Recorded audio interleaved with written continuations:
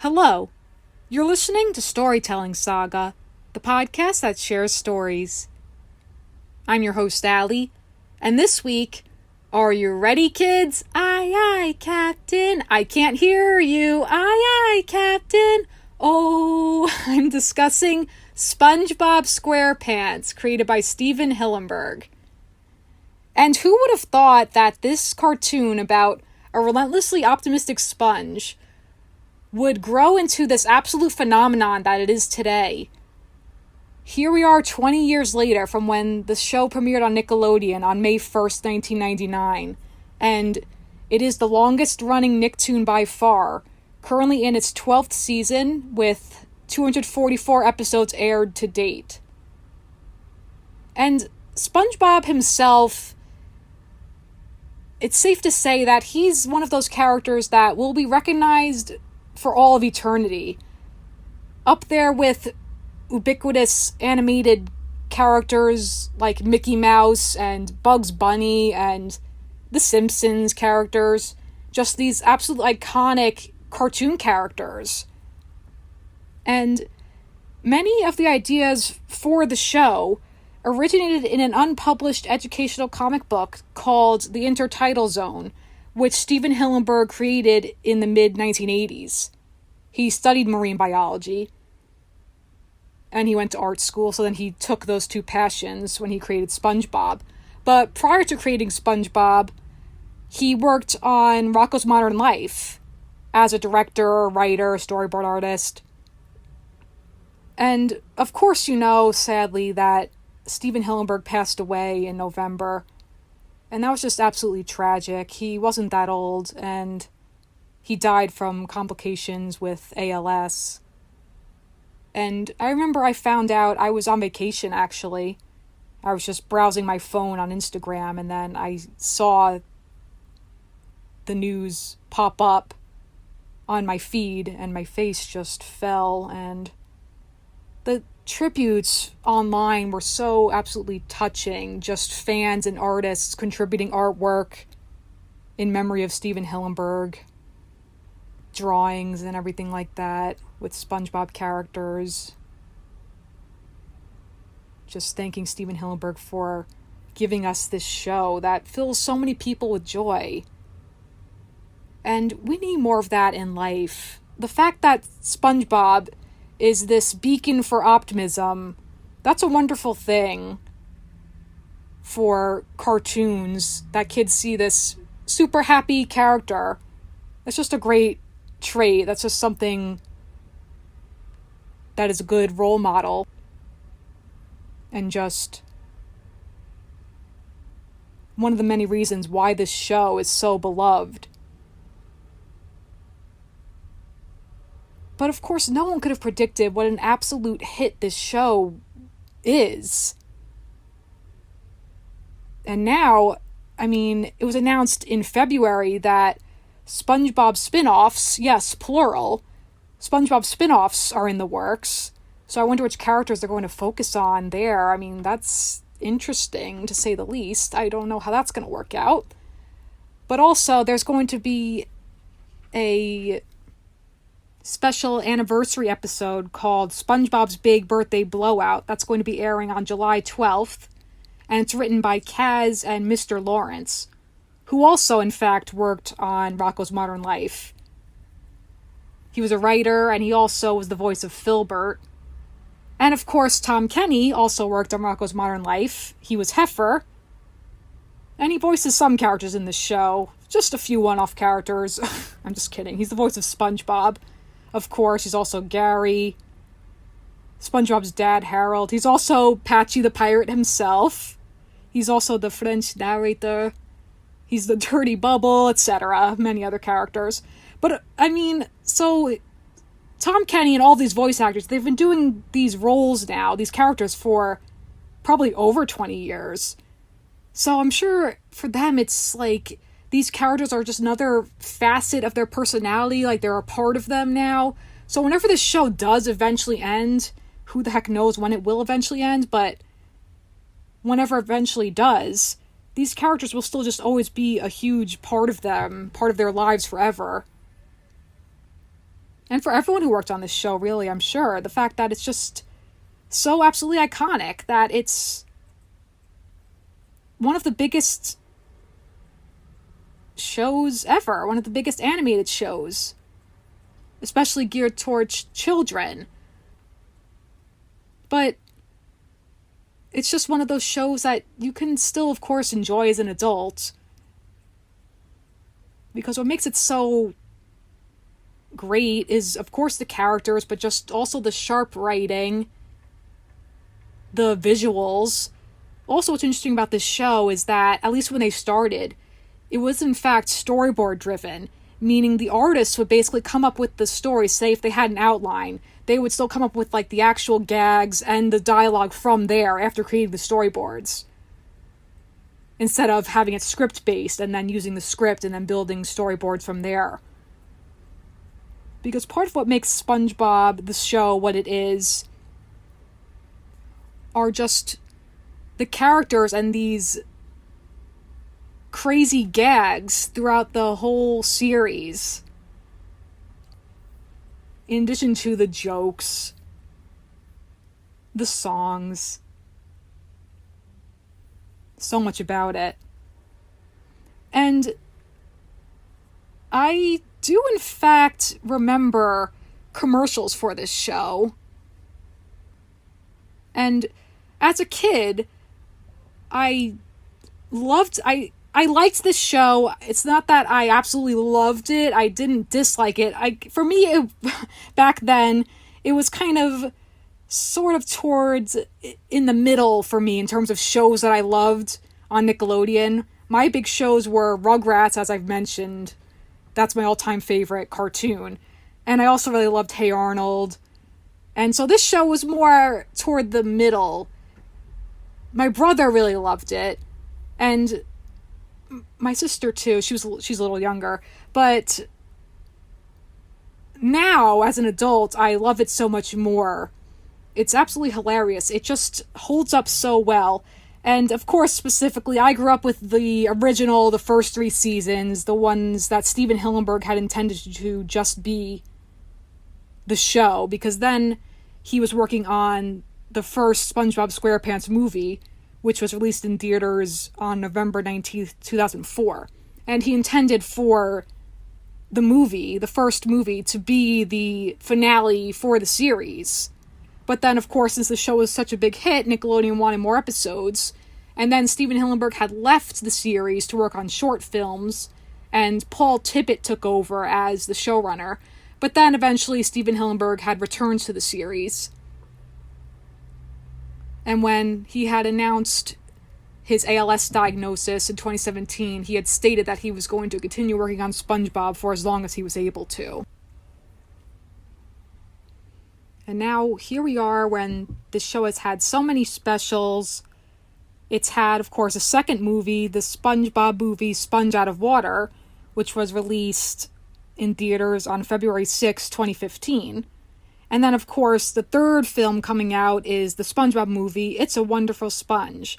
It's set to release in theaters on May 22nd, 2020. And apparently it's going to be an origin story. It's going to serve as a prequel and is set before the events of both the series and 2 films, and shows how a young SpongeBob met his friends at Camp Coral. And it's going to be a blend of live-action and animated like the first 2 films. And the composer is Hans Zimmer, composer for many, many films such as Pirates of the Caribbean series, Dark Knight trilogy, Inception, Dunkirk, most notably to me, The Lion King, the original 1994 film, and also the upcoming 2019 remake. So that's interesting. And I did see the first SpongeBob movie in theaters. I will get into that. The second one I saw on TV eventually. But let's talk about the show and right where it all began. That Help Wanted episode, where we meet all of our characters. And with SpongeBob, his introduction is that he's ready. I'm ready! He's ready to apply to work at the Krusty Krab, his lifelong goal of becoming a fry cook. And then, of course, we meet Patrick, and he's pumping him up, asking him, "Who's a big yellow cube with holes? I am. Who's ready? I'm ready. Who's ready? I'm ready. Who's ready? I'm ready." That's just a great mantra to have. Just, I'm ready. And in a random fun fact, apparently Tom Kenny, who of course voices SpongeBob, and Bill Fagerbakke, who voices Patrick, they had first met working on the animated version of Dumb and Dumber series, evidently. And then, of course, we meet Squidward. When we meet Squidward, he's a great introduction, too, when he's cleaning off a picture that someone drew of him on the Krusty Krab glass that just has a picture pointing to him saying, "Loser." Poor Squidward. Voiced, of course, by Roger Bumpus, who, as I mentioned when I discussed Invader Zim, I always have to do that, he is also the voice of Professor Membrane, which, as I said when I discussed Invader Zim ad nauseum, that was so surprising to me because they sound nothing alike, those two characters. You know, "Not now, son, I'm making toast." And then, of course, Squidward. Such totally different characters, but there's, of course, that whole thing where saying you start out as a SpongeBob and you grow into a Squidward. And I'd say, I guess as an adult, I relate more to Squidward in terms of kind of that. He is, of course, cynical and jaded, and he just wants peace and quiet, and he's got his neighbor SpongeBob, who's just super loud and annoying. He can't escape him wherever he goes, because then, of course, SpongeBob gets hired at the Krusty Krab because he was just born to be a fry cook. And then when we meet Mr. Krabs, he's just sniffing his money. That's his main character trait, of course, that he loves money. Mr. Eugene Harold Krabs, voiced by Clancy Brown. So it's a really solid first episode. Then, of course, you got the anchovies and that classic, that smell, that smelly smell, that smelly smell that smells smelly. And then at the end of that episode with that Tiny Tim song, "Living in the sunlight, loving in the moonlight, having a wonderful time." It's great. And then of course, the other one's Reef Blower. That's that short episode with no dialogue. But then Tea at the Tree Dome, where we meet Sandy Cheeks, the squirrel, played by Carolyn Lawrence. Maybe Caroline. I apologize. Caroline Lawrence? I think that's right. And she's also the voice of Cindy Vortex on The Adventures of Jimmy Neutron Boy Genius.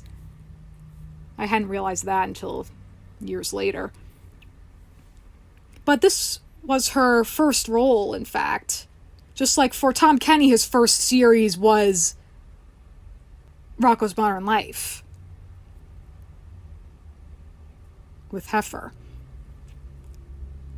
But I remember this episode 2, Tea at the Tree Dome.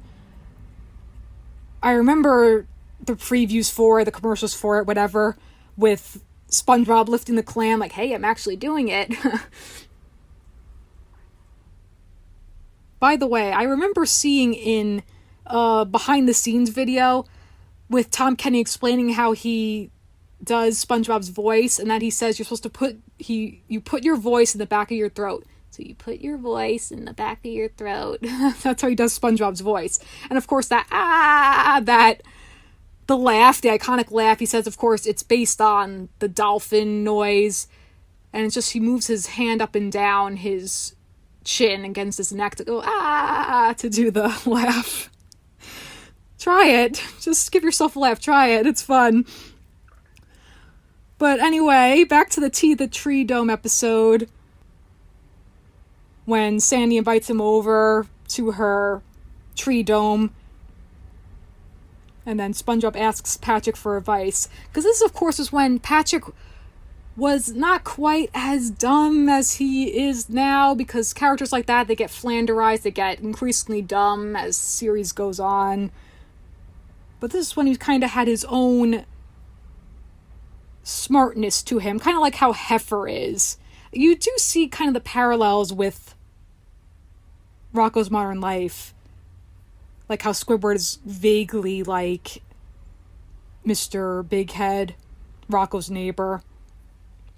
So Patrick is vaguely like Heifer. Just slight parallels. But anyway, when SpongeBob runs up to Patrick, Patrick, what's air? Huh? I just met this girl. She wears a hat full of air. Do you mean she puts on airs? I guess so. That's just fancy talk. If you want to be fancy, hold your pinky up like this. The higher you hold it, the fancier you are.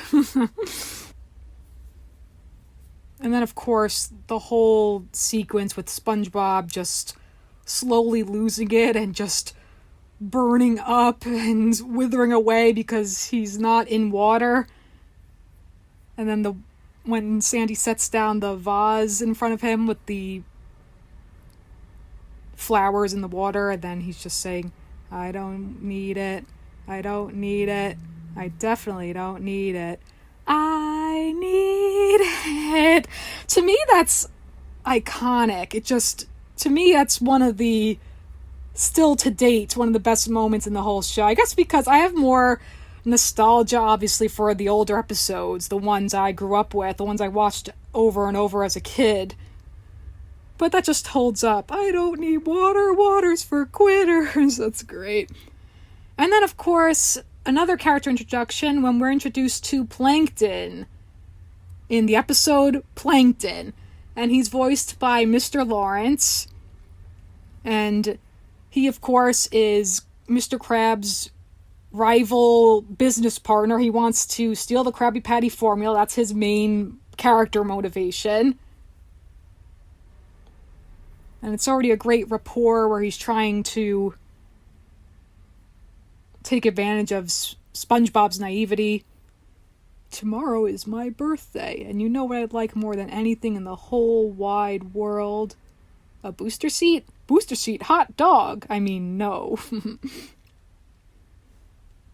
And then when SpongeBob says, you just want to be friends so you can get your hands on a Krabby Patty, and I bet it's not even your birthday tomorrow.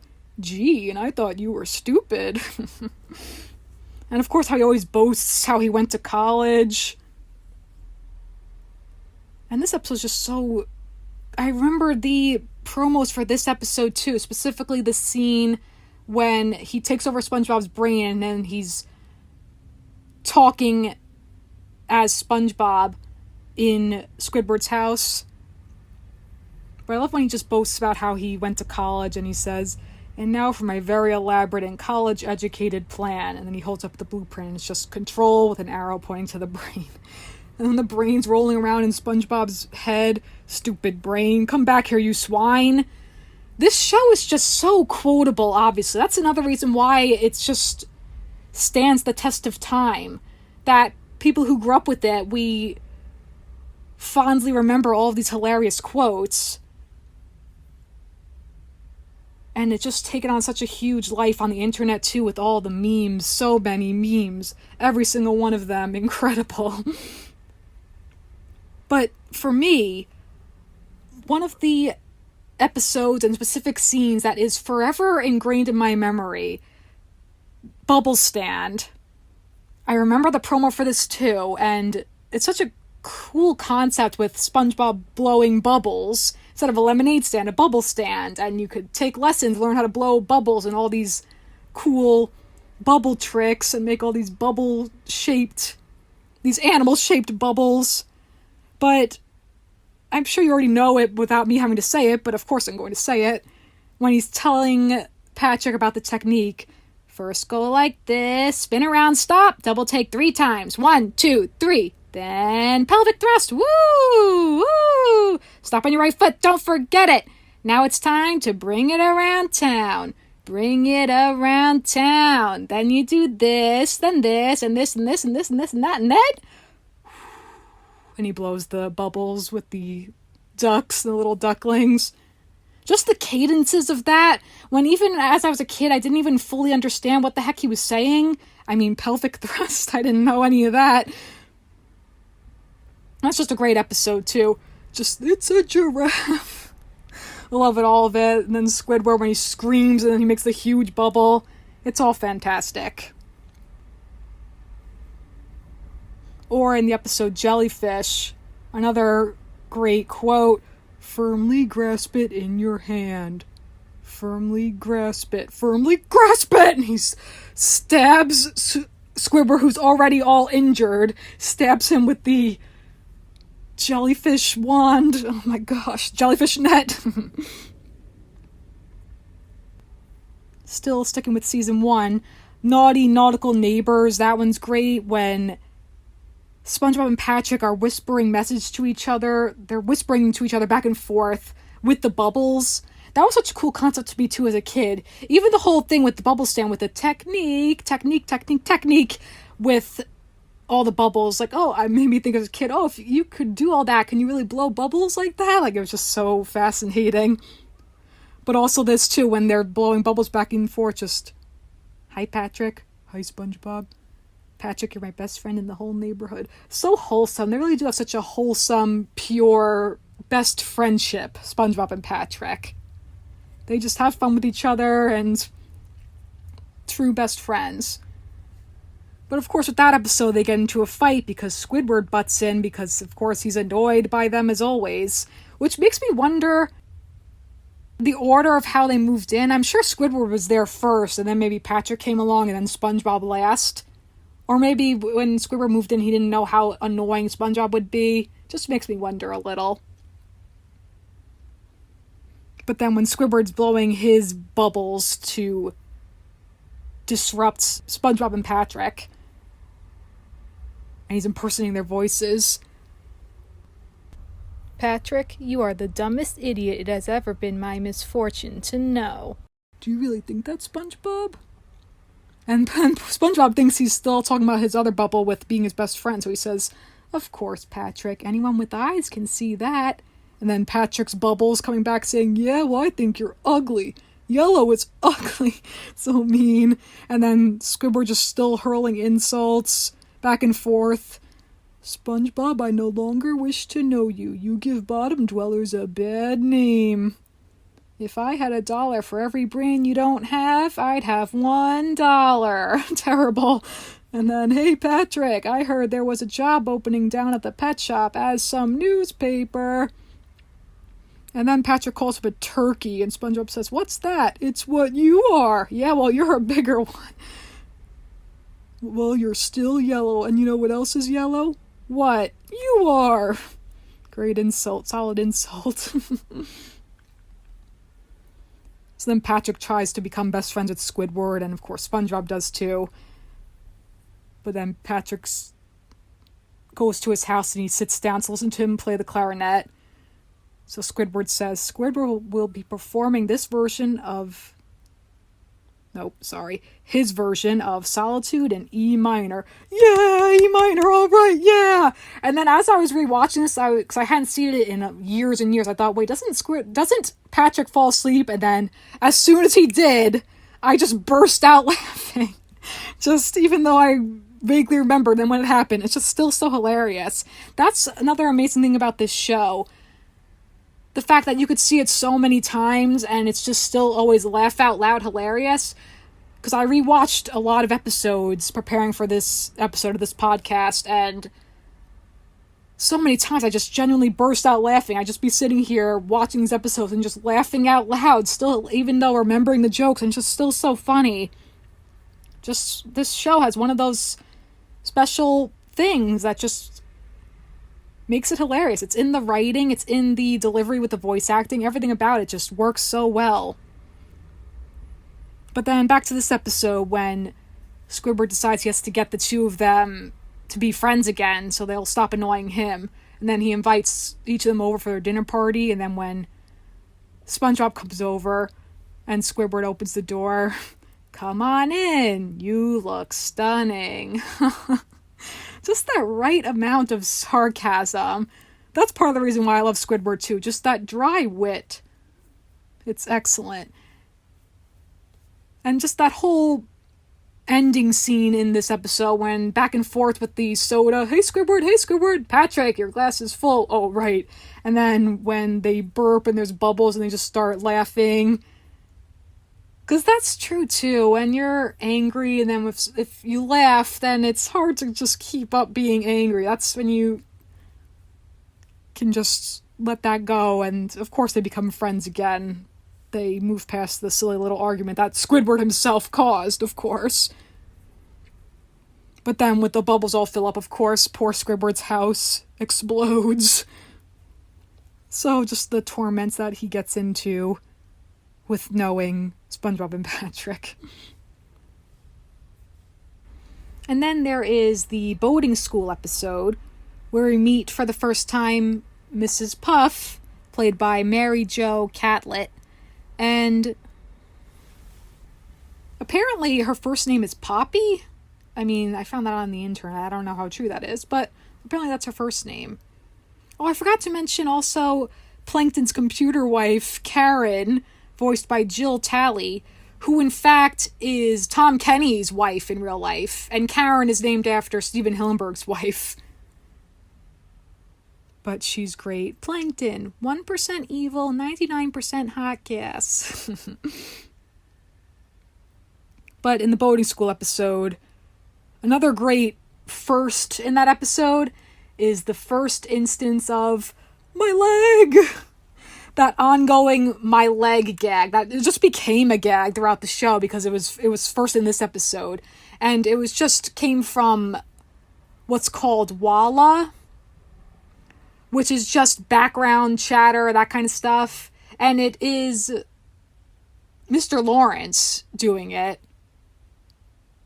That's just his my leg, and it just became an ongoing thing, and it's just always so funny. But poor SpongeBob, I can't pass my boating exam. I've taken it 38 times. Gotta love Gary, keeping him in line. That's one of the things. So Gary's a great character too, even though he just meows. So he's a cat. The snail is a cat. That makes sense in the ocean. But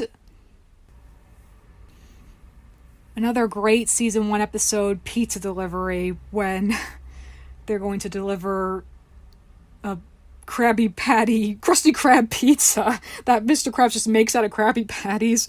But you know, the classic Krusty Krab pizza is the pizza for you and me. Krusty Krab pizza is the pizza, absolutely. The animation gags are just so great in this show. That's part of what makes it so hilarious too, besides the witty dialogue. Just all those sight gags are phenomenal. These artists are so clever and creative. So that's part of the strength of this show when it was storyboard driven. With these older episodes. But also I like this episode, so it's a great SpongeBob Squidward episode. And also it's a great episode because Squidward stands up for SpongeBob, and I really like that. When the customer gets mad that SpongeBob forgot his drink, and SpongeBob's saying, well, you didn't order any drink, and then he starts crying hysterically, and then Squidward just marches back up to the customer with the pizza, and he's saying, well, this one's on the house. So that's a nice thing he does for SpongeBob. I like that moment. Also, Opposite Day is a great episode when he's just had enough. And the thing that drives him over the edge is the fact that SpongeBob and Patrick are celebrating his birthday, and then he just shouts, it's not my birthday. Like, that's the tipping point for him, that he can't take it anymore, that he has to move. But then he figures out that SpongeBob, the only way he'll be quiet is if he thinks it's opposite day. Normally you're really loud and annoying, so what are you going to be today? Quiet and out of the way! Yay! I love that episode. And then with the real estate lady at the end, what kind of fool do you take me for? He's Squidward, I'm Squidward, are there any more Squidwards? And then you just see Gary meow with the pickle for the nose. It's so great. And just Patrick, I'm Squidward. Oh my gosh, so funny. And then so many other great season 1 episodes. Okay, so with this show, when I was pulling up the episode guide and looking through the episodes, and then I was going through them like, oh, I gotta mention this one, oh, great quotes from that one, I gotta rewatch this one, and then I realized, oh my god, it's basically like nearly every single episode from the first 3 seasons. So, oh my goodness. But just some other season 1 episodes I like a lot. Honestly, pretty much all of them, but just other notable ones to mention. Pickles, that episode with Bubble Bass, when turns out he's just hiding the pickles under his tongue, but he thinks at first he messes with SpongeBob saying, oh, no pickles, then SpongeBob loses his confidence and he has to remember how to make a Krabby Patty. The chaperone, that's when we meet Pearl, voiced by Lori Allen.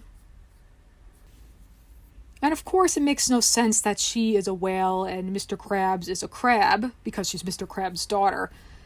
And I remember there was like this wholesome thing online where it was kind of a Finding Nemo type thing, where her parents were just this isn't true backstory, but it's just something a fan, I guess, came up with. And it's just a cute picture online that you could find if you aren't familiar with what I'm talking about. But it was just that he found her abandoned, her parents were killed possibly, and he's saying, oh, don't worry, little girl, I'll take care of you. So that's so cute, as if like he found her and raised her as his own. But apparently she is, in fact, Mr. Krabs' biological daughter, and that they just say that she takes after the mother. So, I guess her mother, in fact, passed. I don't know. But the chaperone, that one's so funny. When SpongeBob takes her to her prom, and then it turns out at the end that it was his dummy that he used. That's a really lifelike dummy. And then, of course, we got that song, all right, you invertebrates, I'm going to teach you how to do the sponge.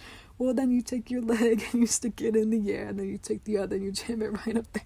That vaguely reminds me of the Scarn from The Office, from Michael Scott's brilliant movie, Threat Level Midnight. Well, you jump to the right and you shake that hand, you jump to... Oh my gosh. Tie some bows, make some friends, that's how you do the Scarn. Oh my gosh, it reminds me of that. There's also Muscle Bob Buff Pants, when SpongeBob wants to be buff. Because even in that first episode, Help Wanted, when we meet SpongeBob, he's lifting weights with just his fake weights that just have stuffed animals on them. And he just lifts it as if it's so heavy. Because he has little stick arms, SpongeBob. But that one, then he uses the fake inflatable arms.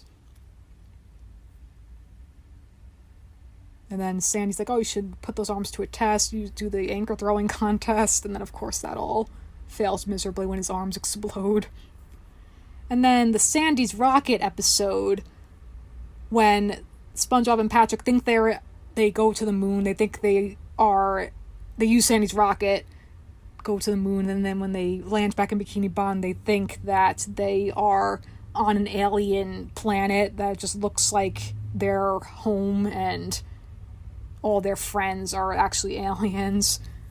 And I remember that episode had, at one point, a scratch and sniff part when they take out the, whatever it's supposed to be, heating, like water heater, heating pad type thing from Squidward, and then they're like, oh, what is that? This must be where the eggs are. And I remember, oh, you could scratch and sniff that. And it was something you got maybe out of a cereal box, maybe something you had to mail in for, the scratch and sniff thing. And this was one of the episodes where it had it. And I remember thinking as a kid, oh, I wish I had that. But then I remember that with this one specifically, thinking, oh, that probably smells gross. I wouldn't want to smell that. And then there's also Squidward the Unfriendly Ghost. And with that episode, that was one of the tributes to Stephen Hillenburg, where saying, oh, he's off to a better place now, going up in the bubble. They put Stephen Hillenburg's picture, but in the episode it's Squidward, because they killed him because they throw the shell, whatever it is, shell frisbee, and then into his sculpture, but then like it melts, and they think they killed Squidward and that he's a ghost now. And Squidward just goes along with it. And the opening of that episode is so fun. I remember that too. where SpongeBob and Patrick are just doing their bizarre made-up game. G7! G7! King me! King me! To go, and then I lose. But it's not Tuesday, Patrick. Tartar sauce. Just their own made-up game. I remember as a kid thinking, oh, that seems like fun, just a weird, nonsensical game. And that's just cute stuff you do with your best friends. Just made up things, making up rules as you go along, just whatever odd games you come up with. Very relatable with young kids. And then when Squidward finally confesses at the end, it's like, SpongeBob, I have a confession to make. You're bald? No, I'm not bald. I'm alive. I mean, he is bald too, but... Also, Sleepy Time, the episode when SpongeBob is going to everyone's dreams. That one's great.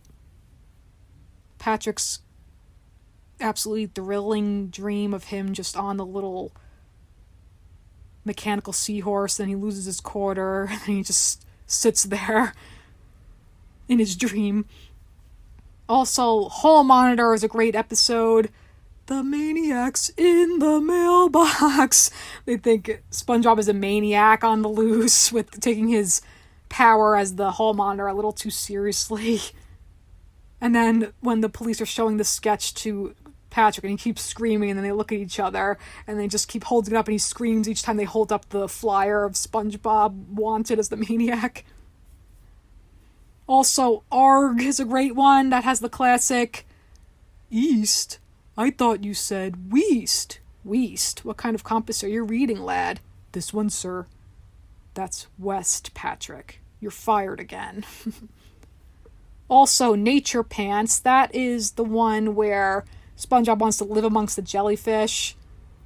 And Sandy says, I'll give him 1 week. I give him 11 minutes. A little fourth wall joke. 11 minutes, that's the standard runtime of a typical episode.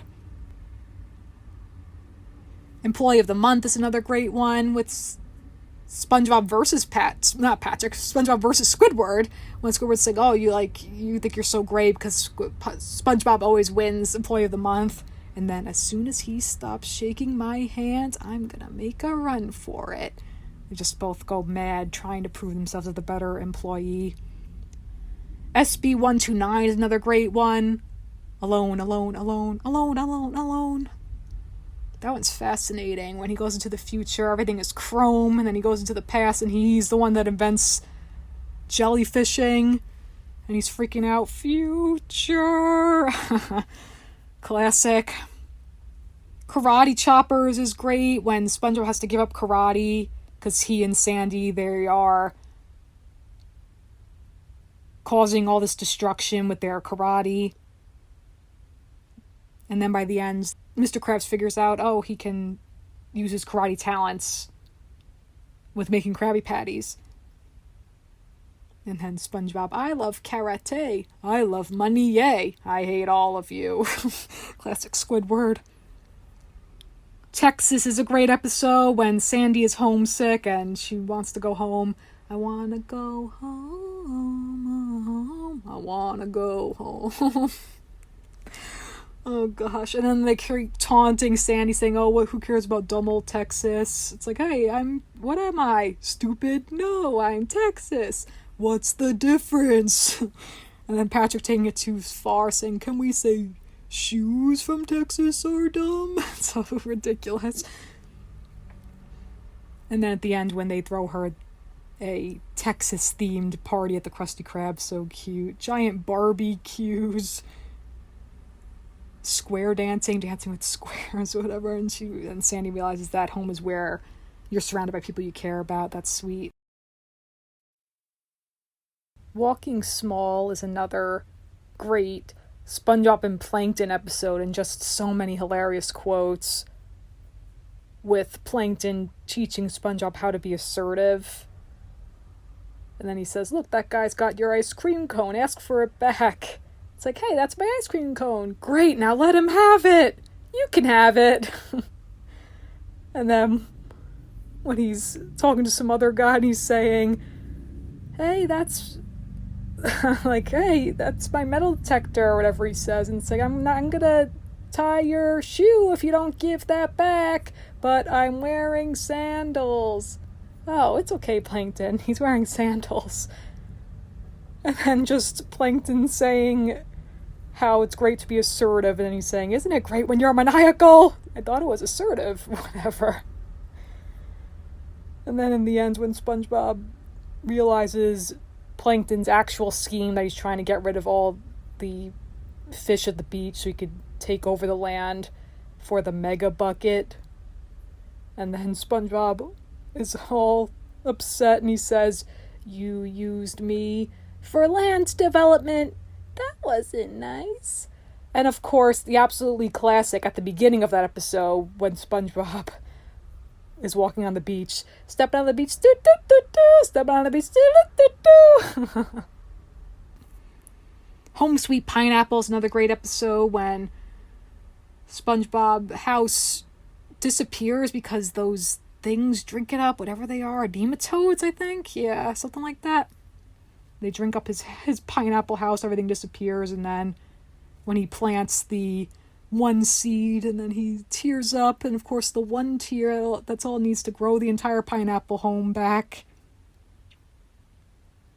Very sweet. But of course when Squidward's dancing around, SpongeBob is leaving, and then when the pineapple just grows and lands back on top of him. Rock Bottom is another great season 1 episode. I can't understand your accent. And of course that infuriating part when every time SpongeBob presses down on the kelp bar and the bus keeps driving past, he keeps just missing the bus. Oh, all that crazy stuff.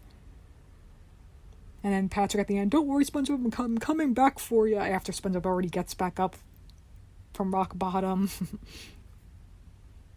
Culture Shock is great when they have a talent show and then the crowd only goes absolutely wild when SpongeBob is on the stage just cleaning up. It's like, ah! And then they show, and Squidward pops in, nothing. Yeah! Just his hand. And they just love SpongeBob, and Squidward gets nothing. No love.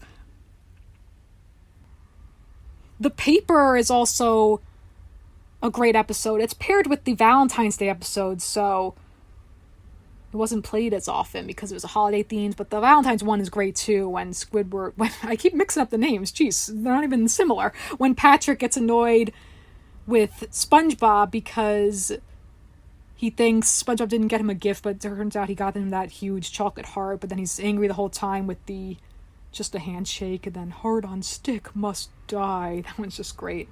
The Halloween one is really great too, when SpongeBob wants to be scary and he wants to be like the Flying Dutchman, and then Patrick shaves off his squareness so then he's round. And then at the end when they are terrified and they run away, and then he's saying, oh, great pink hat. Oh, that's not my hat, it's just my brain. Oh, he runs out. Also, Jellyfish Jam, just that music. That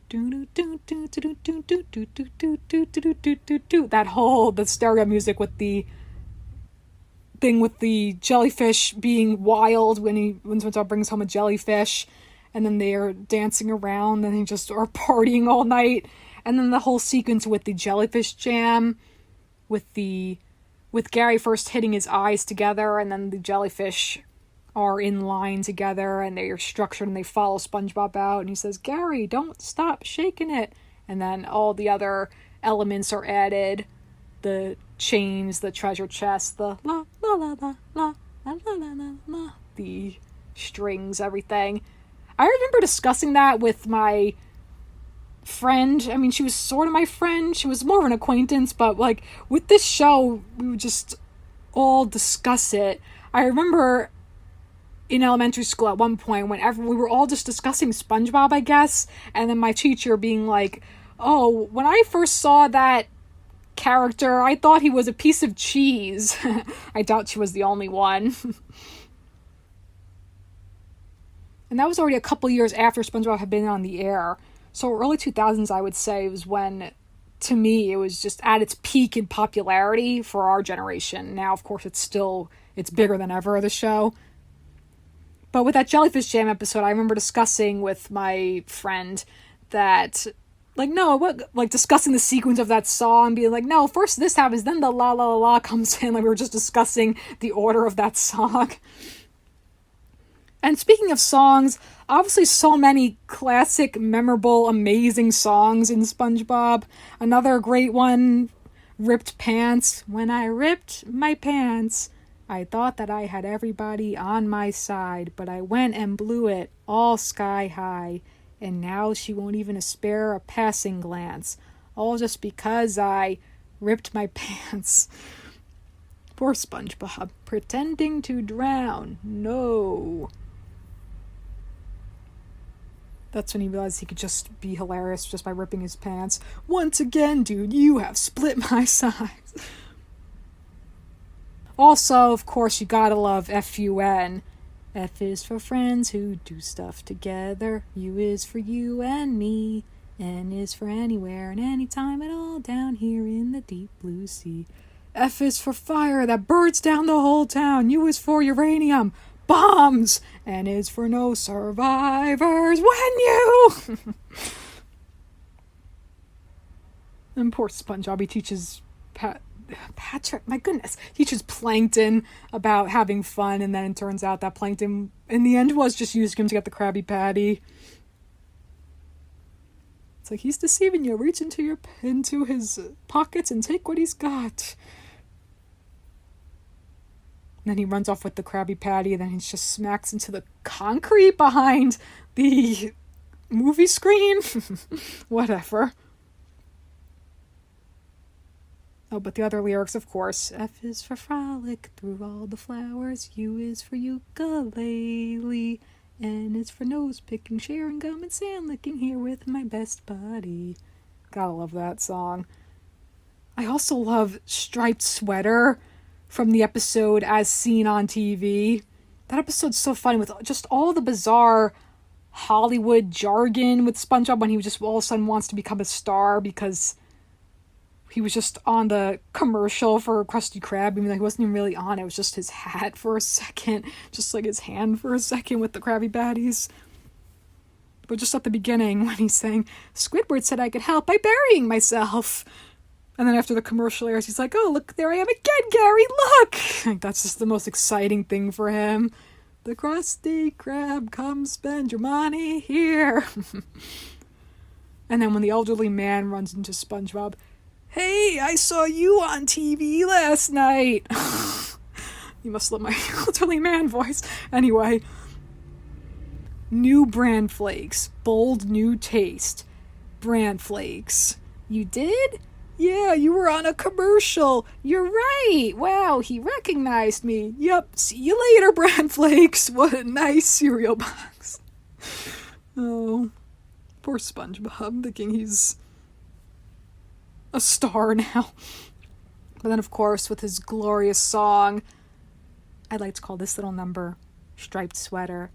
The best time to wear a striped sweater is all the time, one with a collar, turtleneck, that's the kind, 'cause when you're wearing that one special sweater, I wonder, I mean, he never finished the song, I wonder what happens when you're wearing that one special sweater. I remember too, in college, in fact, before an event, my friend and I, my one friend, she just started singing the song, like pretending to strum a guitar, the best time to wear a striped sweater, and then we just formed a circle and we're singing SpongeBob songs. We sang that, we sang FUN, of course, the fun song. Another great song, yeah, it's a song, I mean, because it's not really like a memorable song when you think of classic SpongeBob songs, but from the episode Jellyfish Hunter, the Hey All You People song, just when he tries the jellyfish jam that SpongeBob has on his Krabby Patty, and he's just like, hey all you people, hey all you people, hey all you people, won't you listen to me? Like, hey man, you've got to try this sandwich, it's no ordinary sandwich, it's the tastiest sandwich in the sea. That one is when SpongeBob has to keep hunting the jellyfish because then Mr. Krabs is using the jellyfish jam, of course, to make more money with the Krabby Patties. And he can't catch that one blue jellyfish, no name, because he hasn't caught him yet to name him. And then at one point when he's heading home and no name seems to be following him, and then he just says, "It feels like somebody wants to sell me something. I told you he was on to us." And then when he catches the jellyfish in the end, "Oh, no name. I guess I can name you now. I'll call you friend." There's also that part when Mr. Krabs is on the bike keeping the energy going for that machine to get the jellyfish jelly. The fact that jellyfish make jelly in this universe, that's so funny too. I'm sure many kids then thought that jellyfish that's where you get jelly from jellyfish. But with Mr. Krabs, with the headphones on his eyes, the fact that he listens to them with his eyes makes no sense. That's where his ears are. Also, you gotta love the campfire song. I call this one the campfire song. What's so funny too about that song though is at the end when they're singing, "Songs A-M-P-F-I-R-E, Squidward, good." Just the whole, "Let's gather around the campfire and sing our campfire song, our CAMPFIRESONG song. And if you don't think that we can sing it faster, then you're wrong. But it'll help if you just sing along. Bum, bum, bum." Part of my singing. I don't sing. I just sing these songs because they're fun, but... What's funny too about after that, so I forgot this part when he smashes up the guitar and it's like, "Oh yeah!" He smashes up the guitar and then, wasn't that relaxing? And then that whole thing with the sea bears. And then Squidward says, "Sea bears and fairy tales are real. That's the stupidest thing I've ever heard." Well, maybe it is stupid, but it's also dumb. Oh, Patrick. But for me and my siblings, I can vouch for them, our favorite song from SpongeBob SquarePants is "This Grill Is Not a Home" from Welcome to the Chum Bucket, when Mr. Krabs bets bets SpongeBob's contract and then he loses, so then SpongeBob has to work for Plankton at the Chum Bucket. But that song, we just love that song. My siblings and I. "A stove is a stove, no matter where you go. A patty is a patty, that's what I say. A grill is a grill, this is surely so. And fries should be fries either way. But this grill is not a home. This is not the stove I know. I would trade it all away if you'd come back to stay. This kitchen's not the same without you. It's just a grill, it's just a greasy spoon without you." Fantastic ballad, oh my goodness. And then at the end, when Plankton just takes SpongeBob's brain, he's like, "Don't backsass me." What? That's it, mister. You just lost your brain privileges. Goodness. And then the robot acts exactly like SpongeBob. "Why don't you ask me later?" Like he won't make a Krabby Patty. Oh my goodness. Then, of course, the Christmas episode, Christmas Who, I remember the commercials for that, they would just show this song, of course, the very first Christmas. "It's shaping up to be a wonderful holiday, not your normal average everyday. Sounds like someone felled my old coral tree. SpongeBob, Patrick, why'd you do this to me? The world feels like it's in love, really. Go away before I harm you bodily. This Christmas feels like the very first Christmas to me." He's throwing trash at them. But also that la la la la when he's doing that ridiculous arm flailing, SpongeBob. Oh my goodness, I love the Christmas episode. That one also gives us the introduction of Patchy the Pirate. And Patchy introduces himself as the president of the SpongeBob SquarePants fan club. And that episode's just so cute when Sandy tells SpongeBob about Christmas, and then SpongeBob wants to bring Christmas to Bikini Bottom, and he's having everyone write their Christmas lists. And then SpongeBob asks Squidward what he's wishing for, and Squidward says, "My wish is that the people of Bikini Bottom will stop paying any attention to the insane dribble that..." Wait, insane dribble? I'm pretty sure it's inane drivel. This is misquoted here. "The inane drivel that is constantly streaming out of this dunderhead's mouth." Gee, Squidward, maybe Santa will bring me a dictionary so I can understand what you just said. That's the thing, too, watching the show as an adult. Even my brother would say stuff like, wow, they have, like, good vocabulary. Like, advanced vocabulary. Like, words that, as a kid, you don't pick up on. And it's so wholesome, but then, of course, when it turns out Santa doesn't come, and then SpongeBob is all depressed and crying, and then Squidward's rubbing in his face, and he's being a jerk, and then he feels bad, so then he dresses up as Santa. And this is a thing where it's good that SpongeBob is naive, that he doesn't realize that it's Squidward, and it's just, he's filled with so much joy, and he's so happy, saying, "Oh, I knew you'd make it, Santa. Hey, Santa, where's your big round belly?" "Well, that is a result of undersea pressure on my body." "Where's your reindeer and your flying machine?" "I loaned them to the Easter Bunny." "And what about that nose?" "I knew you were supposed to have a big one, but that thing's gigantic." "All right, I'm Santa." "Santa, this is the greatest gift you could have ever given me. Thank you for bringing Christmas to Bikini Bottom." "I didn't bring Christmas to Bikini Bottom, SpongeBob. You did." "I did?" So wholesome when he passes out on Gary. And Gary walking away. And then, of course, the real Santa shows up. And that's what's unique about this show, too. All the live action stuff thrown in here and there. So, of course, there's that actual human Santa. When he writes a note to Squidward. "Dear Squidward, thanks for all your help. You've been a real good boy this year. Warm regards, Santa Claus." Ho, ho, ho. And he's just going crazy, like, oh, ho, ho, with his head spinning. I love that. And he's like, oh, like he has to pick up the... to steer the rope, to steer the sleigh. And Squidward just says, "Yep, I'm insane." And he's playing the clarinet that SpongeBob made for him because he didn't want him to feel left out. It's so sweet that SpongeBob is just so genuinely good and giving, and he sees the best in everyone, and he's just such a wholesome character.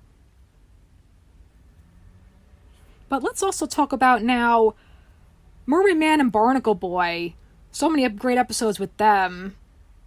That first episode with SpongeBob and Patrick are so excited to meet them, and even though they're old and everything, they're still just like, that's their heroes, and they still love them. And then the second one with the conch shell thing, and that's the whole thing with SpongeBob put in for the contest, and it's the life-size replica of Mermaid Man and Barnacle Boy. And then, for these life-size replicas of Mermaid Man and Barnacle Boy, the winner is Spring Boob SquarePants. It's like, hey, Spring Boob SquarePants stole my idea. And then it's like, oh wait, the real winner is SpongeBob SquarePants. And then he's like, oh, I wonder what my prize will get here. And it's just there already.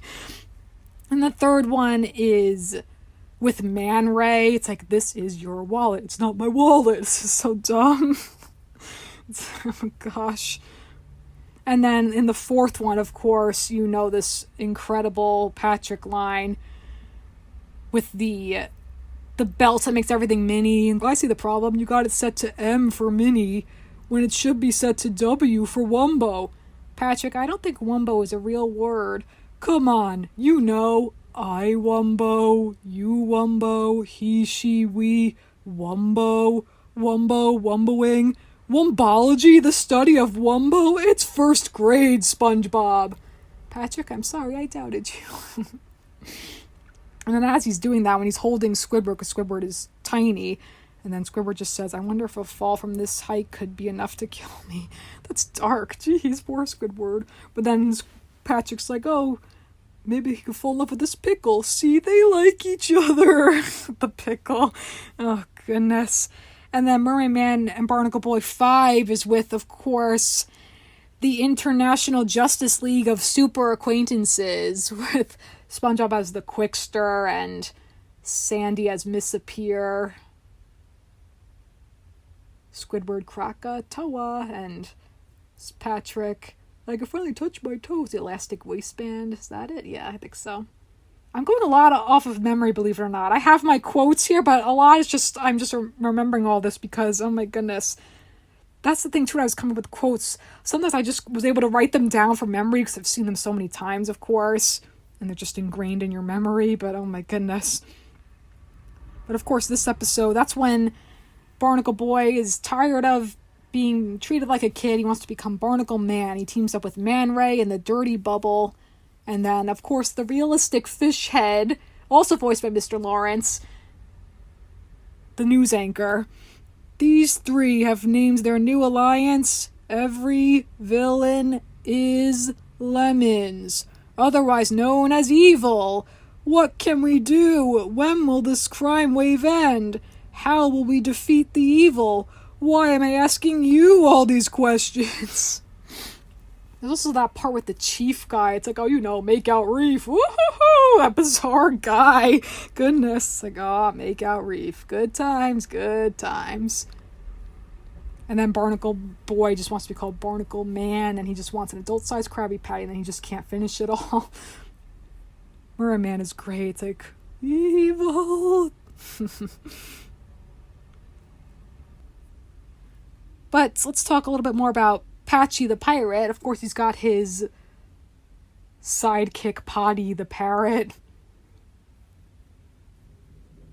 But of course, there's also the episode Shanghaied. And that one, of course, if you remember when this first aired, it had the voting.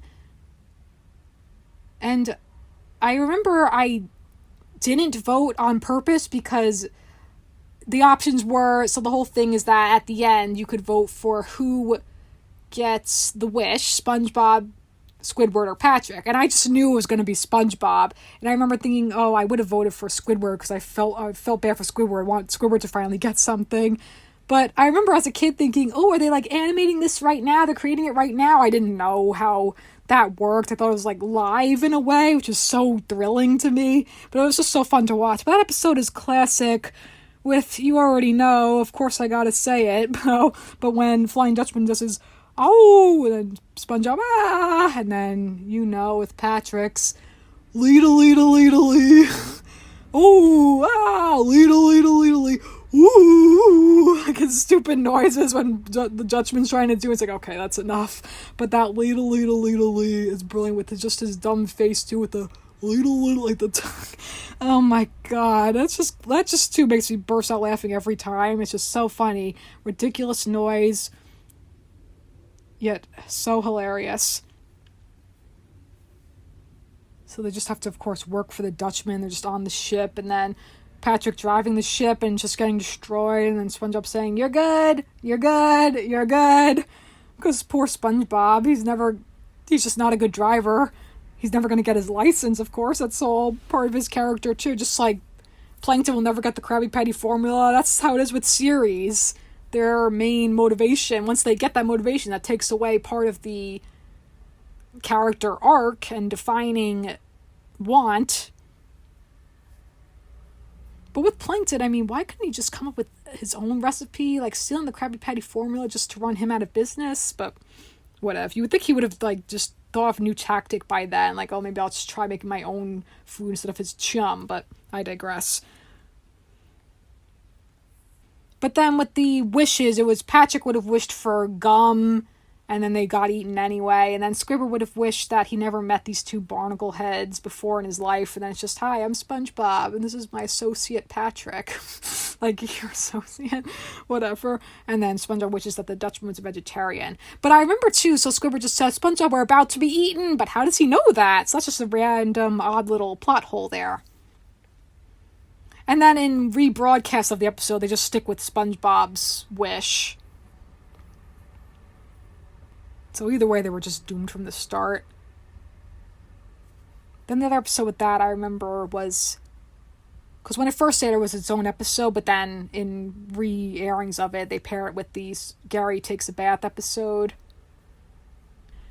And then also, I honestly wasn't that crazy about this episode, watching it as a kid at the time, but it's another special episode, The Sponge Who Could Fly, and the whole big thing with that, it's another Patsy episode, but the whole big thing with that was that it was a lost episode of SpongeBob, and I remember they just stretched it so much with before the episode, just all within the same episode though, with Patchy, and first he's saying, oh look, I found the last SpongeBob episode, or the lost SpongeBob episode, and then it was just a sequence of SpongeBob with all these weird walking cycles, and he was super stretched out, and he looked so creepy and bizarre, and there was just weird music looping, and then Patchy saying, oh, that was just a bunch of weird walking cycles, like, and then I remember thinking, after watching the episode finally with SpongeBob wanting to fly, then I just remember thinking, that episode should have stayed lost. Like, I just thought it was just really weird the way they framed it as if it was a lost episode, or that it was meant to be the last episode. It just was weird how they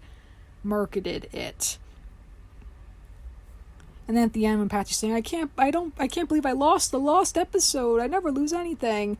And then Potty, what about your leg? Well, yeah, and your eye? Well, the eye, and your hand, and the... Oh, get out of here, you blasted bird. So that one's just weird, yeah, but it also has that song, too, with he's flying. And my favorite thing with that was he helps people, and he flies, and he helps people. That's just weird, though. But let's talk now about some more Sandy episodes.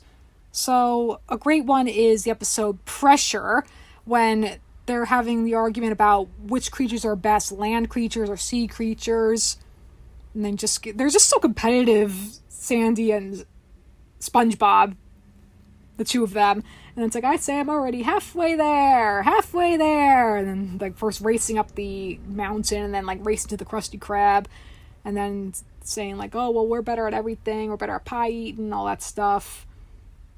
And then they're saying, oh, well, you can't breathe water. Saying, well, I don't need this suit and I don't need this helmet neither. And then Mr. Krabs and Squidward and Patrick, they're all there. And then Mr. Krabs says, Neptune, preserve her. And Squidward says, how long can she stay like that? I don't know. Sandy's a girl. And then she puts the pickle jar on her head. And then she's saying, oh, well, you guys won't last a minute on my turf. Dry land. And then she's saying, well, just go up there for 1 minute. And then when they go there, it's like, oh, well, you're going or not? It's like, oh, what, you chicken? Or no, they say, oh, we're late for our fitting. And she says, oh, you mean for your chicken costumes? Hey, we are not chicken. My popcorn. He's eating it like a chicken. And then when they go up on land, and then it's the live action stuff, and that was so weird when SpongeBob is just an actual sponge. That's the whole gag with SpongeBob himself, that he looks like a kitchen sponge, but he is in fact a sea sponge. Just like with Squidward, even though his name is Squidward, he's not a squid, he is in fact an octopus, but he only has the 6 tentacles, the 4 legs, the 2 arms, instead of 8 because it's easier to animate. So that's why they did that with his design. But when they go up on land, SpongeBob is just the sponge, and then you see Patrick's like, hey, I lost my trunks, and then Mr. Krabs, like these plastic things, and it's like, Squid! What? And he's got the huge nose, like comically huge. And then Sandy has to go up and save them from the seagulls. And it's a nice wholesome lesson at the end when Sandy says, you know, everyone's best at something, but no one's best at everything. Sorry I made you take off your helmet, Sandy. Sorry I made you go up on dry land, SpongeBob. 3 cheers for feeling sorry for ourselves. Hip hip, hooray! Hip hip, hooray! Hip hip, hooray! Those burnt seagulls, that's great. And then pre-hibernation week is another great episode when Sandy just wants to do so much stuff before she has to hibernate for the winter. And my siblings and my sister specifically loves this line when after SpongeBob goes missing because he's being driven crazy by Sandy with all of her super extreme activities she wants to do. Find the hay in the needle sack, like all that's crazy stuff. He's like, oh, the squirrel's trying to kill me. Then he like runs and hides. And then she can't find him anywhere. He's like, oh, under a rock. It's so original. So he's hiding under Patrick's house. The fact that he lives under a rock, literally, is great, too. But there's that part where they're looking in the sulfur fields, and the guy says, "Hey, SpongeBob!" He gets blasted in the face, so he's all burnt to a crisp. And then he says, "Well, at least I still have my personality." Poor guy. So then when they're still looking for SpongeBob, status report. He's not in the poison sea urchin cove. Well, look again. He's not in the leech farm. Well, look again. He's not in my thoughts. Well, think again. And then they all end up hiding under the rock, Patrick's house. It's like, oh, we'll hide under this rock. It's like, yeah, Sandy will never find us here. And they push him out, and then it's like, okay, Sandy, I can't take the games. They're tearing me apart. And I remember watching this episode as a kid. The first time I saw it, I had missed the first half of it or so. So I remember being so beyond confused. Like, why is SpongeBob in his underwear? Why is everyone hiding under Patrick's house? Like, hiding under the rock? So many questions. It was just so bizarre until I finally was able to see the full episode. But this was back in the day, before DVR and all that. Back in the day. Listen to me. So old now. And then, of course, Wormy is a great episode with that song. A friend is a friend till the end of the end. That's forever and a day. Stay by your side, whatever the words are, because that's what friends do. That's what friends do. And they just love Wormy, and then Wormy the caterpillar turns into the butterfly, and they just lose their minds. It's like the monster, and then terrorizing the town, just the butterfly, because they're sea creatures. They don't know what the heck this thing is. I think it's a monster. Oh, it's so great. That one's so funny. Then you got Sandy, SpongeBob, and the worm. Sandy, I saw it. It's big, scary, and pink. So's Patrick's belly button, but I ain't afraid of that neither. When they're terrified of this giant worm that's eating everything. Then they're saying, oh, we gotta get out of here. And then Patrick's brilliant idea. We should take Bikini Bottom and push it somewhere else. And then SpongeBob is trying to stop Sandy from going after the worm because she wants her tail back. And he's afraid she's gonna get hurt. Then she's saying, well, there's something you could say to stop me. And SpongeBob says, oh yeah, what if I said, Blargen Badega Noche? Well, I gotta admit, that slowed me down, but I'm still going for him. It's like, yes, for SpongeBob, when he makes, it's like, no, this is your tail. It's like, SpongeBob, that's a paperclip and a piece of string. No, it's not. This is your tail. And then he makes the necklace. Look, S for SpongeBob or S for Sandy. That way they can identify our bodies. Some of the dark things they slipped in these older episodes, my gosh. Also, like, the innuendo and all that stuff, too. It's so funny. But that worm, and it's like, oh, this is the tongue, and the whole thing is the worm. Run for your lives! And they're pushing Bikini Bottom, of course, and then the worm falls on top, crushing the town anyway. Oh, the glorious irony. Another great one, no weenies allowed. And that one has that amazing quote, another, like, one of the many quotes that circulated the internet with SpongeBob, but with this quote, you know, way to go, buddy. It took us 3 days to make that potato salad. 3 days! Which, that's kind of excessive. It takes you that long to make potato salad, but alright. That's when they go into the salty spittoon, and Sandy gets in like that. She rips off the guy's tattoo. It's like, no, you can go ahead in. And then SpongeBob saying, oh, you got a bottle of ketchup? It's like, sure. It's like, if I could just run this under some hot water. Get out of here. This place is too tough for you, little man. Too tough for me? That's downright ridiculous. I'll have you know I stubbed my toe last week while watering my spice garden, and I only cried for 20 minutes. That's admirable.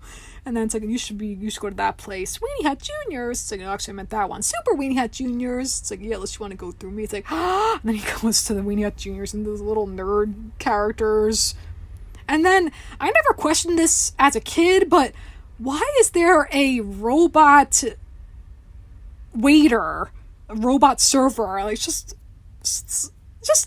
makes no sense.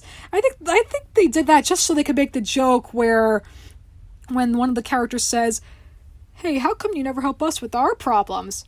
I am a robot, not a miracle worker. It's like, you can't hide what's inside. Oh my god. And the whole sequence with Patrick beating himself up. It's like, oh, you can go. It's like, well, you destroy that guy without even touching him. I never thought I'd say this, but you can go ahead and then also that part with the guy that looks like SpongeBob, and then it's like, oh, you get out of here, and it's like, he lifts his hair, you think it's a wig. It's like, Dad, I'm a drifter, just flew into town, and it's like with the black wig, and it's like, oh, you go in, and then SpongeBob actually walks up with the rainbow wig, like the clown wig, and he just rips it off. And then it's like, you ran and slide and slipped on an ice cube. Like, this is the happiest day of my life. And then poor SpongeBob. It's like, oh, you should take boo-boos, eh? I think you'll be more comfortable at that place. Weenie Hut General!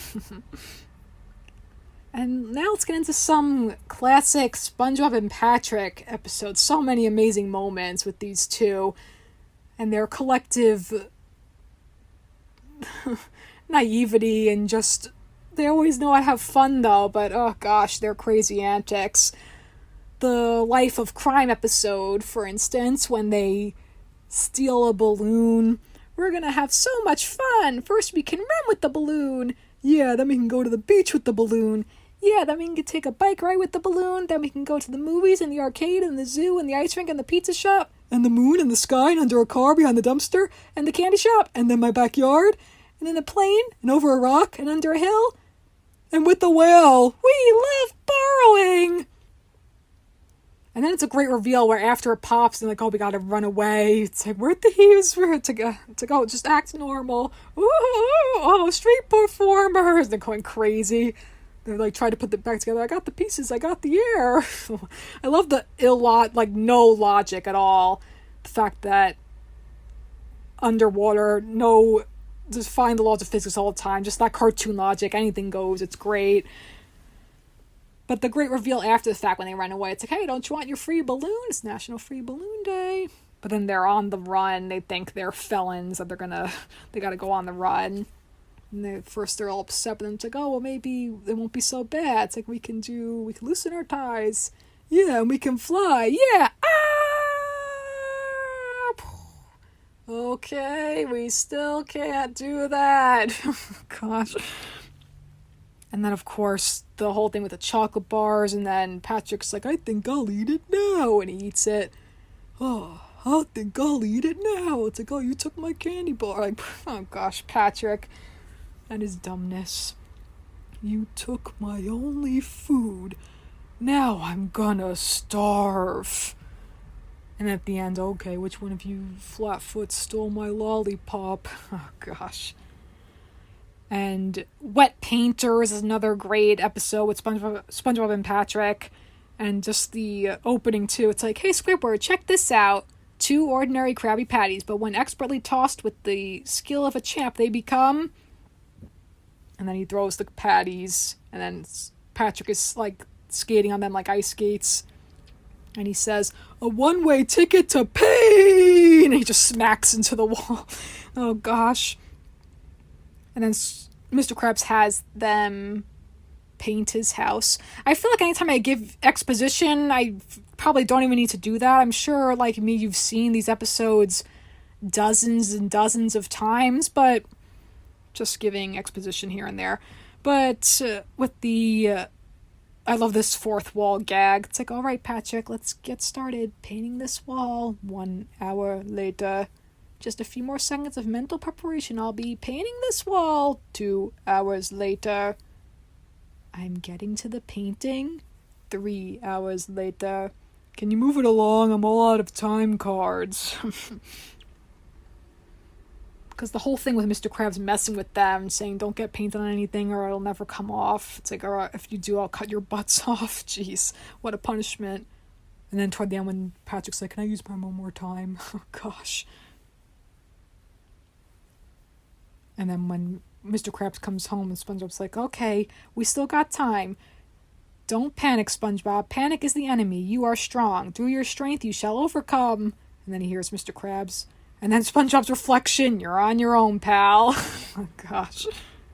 Also that part with Patrick, Wait, SpongeBob, we're not cavemen. We have technology. And he just smacks the dollar when it's all covered in paint, trying to get the paint off it. It's like, well, I've done all I can do. Another great episode with SpongeBob, Patrick, and Mr. Krabs is Sailor Mouth. But also the opening, too. When Mr. Krabs says to SpongeBob, take that pile of filth with you. Mr. Krabs, you shouldn't talk about Squidward like that. He means this filth, you loon, because he's holding up the garbage. Oh my god, that's so great. And then, of course, the Krabs is, and all the cursing in that episode with just the dolphin noises. That episode, it reminds me of the Rugrats episode with the cursing with Angelica. What does Miss Carol think of her kids? She thinks we're all little... Oh gosh. But this one with all the cursing, and then they're like, we're gonna tell your mom, Mr. Krabs. And then she's like, oh my god, like all the sound effects. It's like, what? It's Old Man Jenkins and his jalopy. And also that whole scene with escalators, eels, instead of chutes and ladders, like eels and escalators. They just keep cursing. Oh, goodness. Midlife Crustacean is another great one with the three of them. Like, can you feel it, Mr. Krabs? Can you feel it, Mr. Krabs? Mr. Krabs feeling old, and then he wants to feel young, and then saying, like, oh, but you're lame, to SpongeBob and Patrick. Lame. It's like, you're not babies. And then, I guess you're gonna miss the panty raid. That's so upsetting and disturbing when it turns out it's Mr. Krabs' mom's house. Like, oh, no. Oof. Another great Mr. Krabs episode, though. One Krabs Trash. When he sells the soda drink hat to SpongeBob. And then SpongeBob using it for bubbles. And then it turns out that as soon as he sells it, it's like, oh, I'm prepared to give you $500. It's like, oh, I'll give you $10,000. I'll give you $1 million for this rare novelty soda drink hat, of course. And he has to get it back from SpongeBob, and SpongeBob just won't give it up. And then he says, listen, I didn't want to say this in front of Patrick, but that hat makes you look like a girl. Am I a pretty girl? Oh, well, you're beautiful. The mailman's standing there. And then also the part when he's like, I'm gonna have to scare it off of him. So then he draws the ghost, and then when SpongeBob wakes up, oh my gosh, a floating shopping list! And then, of course, it's like, you gotta return to the original order, listen to me, original owner saying, what's his name? Smitty something. Smitty what? Smitty Werben Yeager Man Jensen. And he goes to the graveyard, and of course it's an actual Smitty Werben Yeager Man Jensen. The logic just flows well. It just all works well, though, because it's just funny. It's just plain and simply hilarious. And then when he goes to the graveyard, here lies Squidward's hopes and dreams. What a baby. Oh, it's just so funny, though. Also gotta love, this is such a classic episode, Krusty Krab training video. It's fantastic start to finish with that narrator, and then he's describing the ideal employee with SpongeBob, poised, confident, and a smile that says, hello world, may I take your order? And then when SpongeBob's just standing there and his eyes are just like darting around every which way. And then it's like, now let's look at Squidward. Look carefully at the I really wish I weren't here right now button. And then when that other bizarre thing, it's like, oh, the ceiling is talking to me. It's like, the ceiling is right, Squidward, you're not a very good employee. And of course, poop, people order our patties. Such a ridiculous acronym. And then, of course, the classic doll. Doll.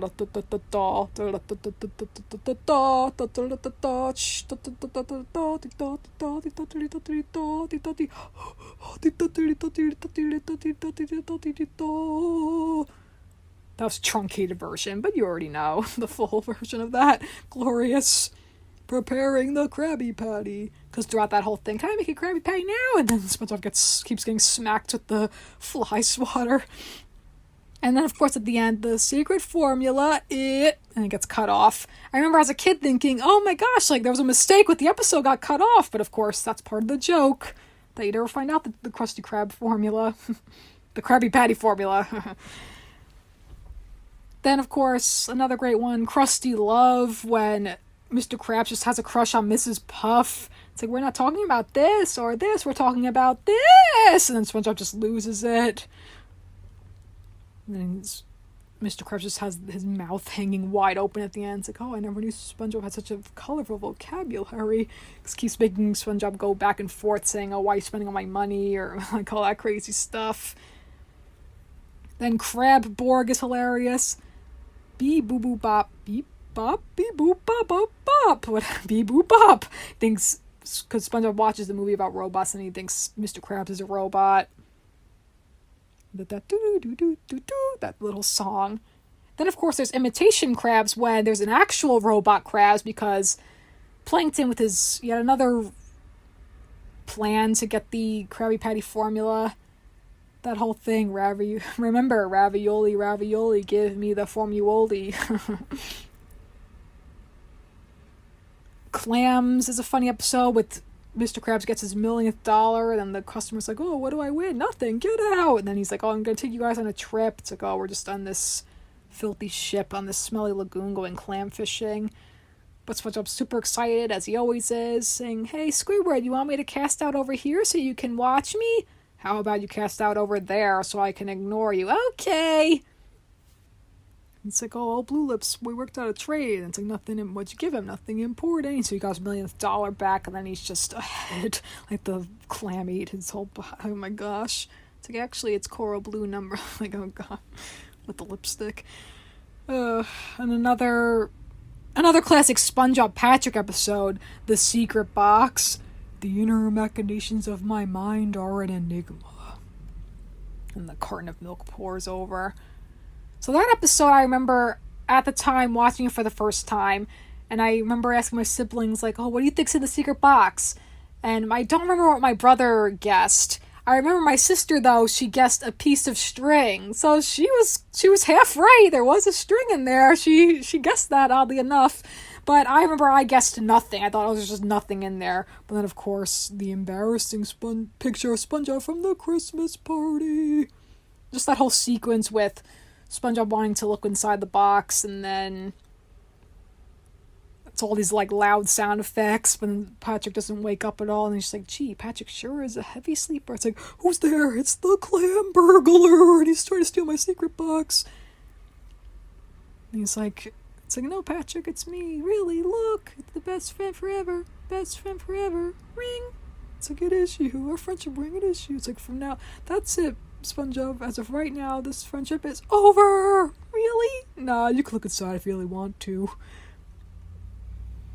The fact that he just has a secret box with just the string, just to have an embarrassing picture of SpongeBob from the Christmas party, like, oh god, like the Christmas party, as if it's like an office Christmas party. Golly knows what the picture is. That's why it works too. Sometimes things, as they've said, that when you don't see things that have more of an impact, so just like let your imagination, whatever the heck that embarrassing picture is. The Fry Cook Games is another great episode. That's when they fight. It's like yellow, pink, that whole thing. It's like, I declare these Fry Cook Games open, and the fire goes out. They have to do it again. And then it's Plankton and Mr. Krabs, of course. It's like do with all that music, and then like Plankton blows the tuba, and he says, I love messing things up. But then they go back and forth at the games, and then Patrick at the end, when SpongeBob erases his name, my name's not Rick. Like, that's the ultimate betrayal, goodness. I Had an Accident is another great, hilarious, bizarre episode, and the opening is so funny when Patrick is on the, I guess they're sandboarding instead of surfboarding, or snowboarding, I should say. So sandboarding is just a big shell. So he's on there, and then he screams. He goes screaming, and he bangs into the sand mountain, and he just breaks. His limbs all fall off, and the word dead flashes, and he's like, oh, I got dead again. This game stinks. And the exact same thing happens in real life, and he explodes. It's so stupid. Like, oh, and he just explodes. And then when SpongeBob's about to land and hurt himself. And Sandy says, SpongeBob, lands on your bottom. It'll cushion the impact of the fall. Like this? No, your other bottom. Don't you have to be stupid somewhere else? Not until 4. And then, of course, after SpongeBob hurts himself, and then he decides to stay indoors. And another beautiful song, I know of a place where you never get harmed, a magical place with magical charms. Indoors, indoors, indoors. Take it away, Penny. That Penny has the most beautiful voice. 'Cause he's got his penny chip and used napkin. Oh gosh, just staying indoors.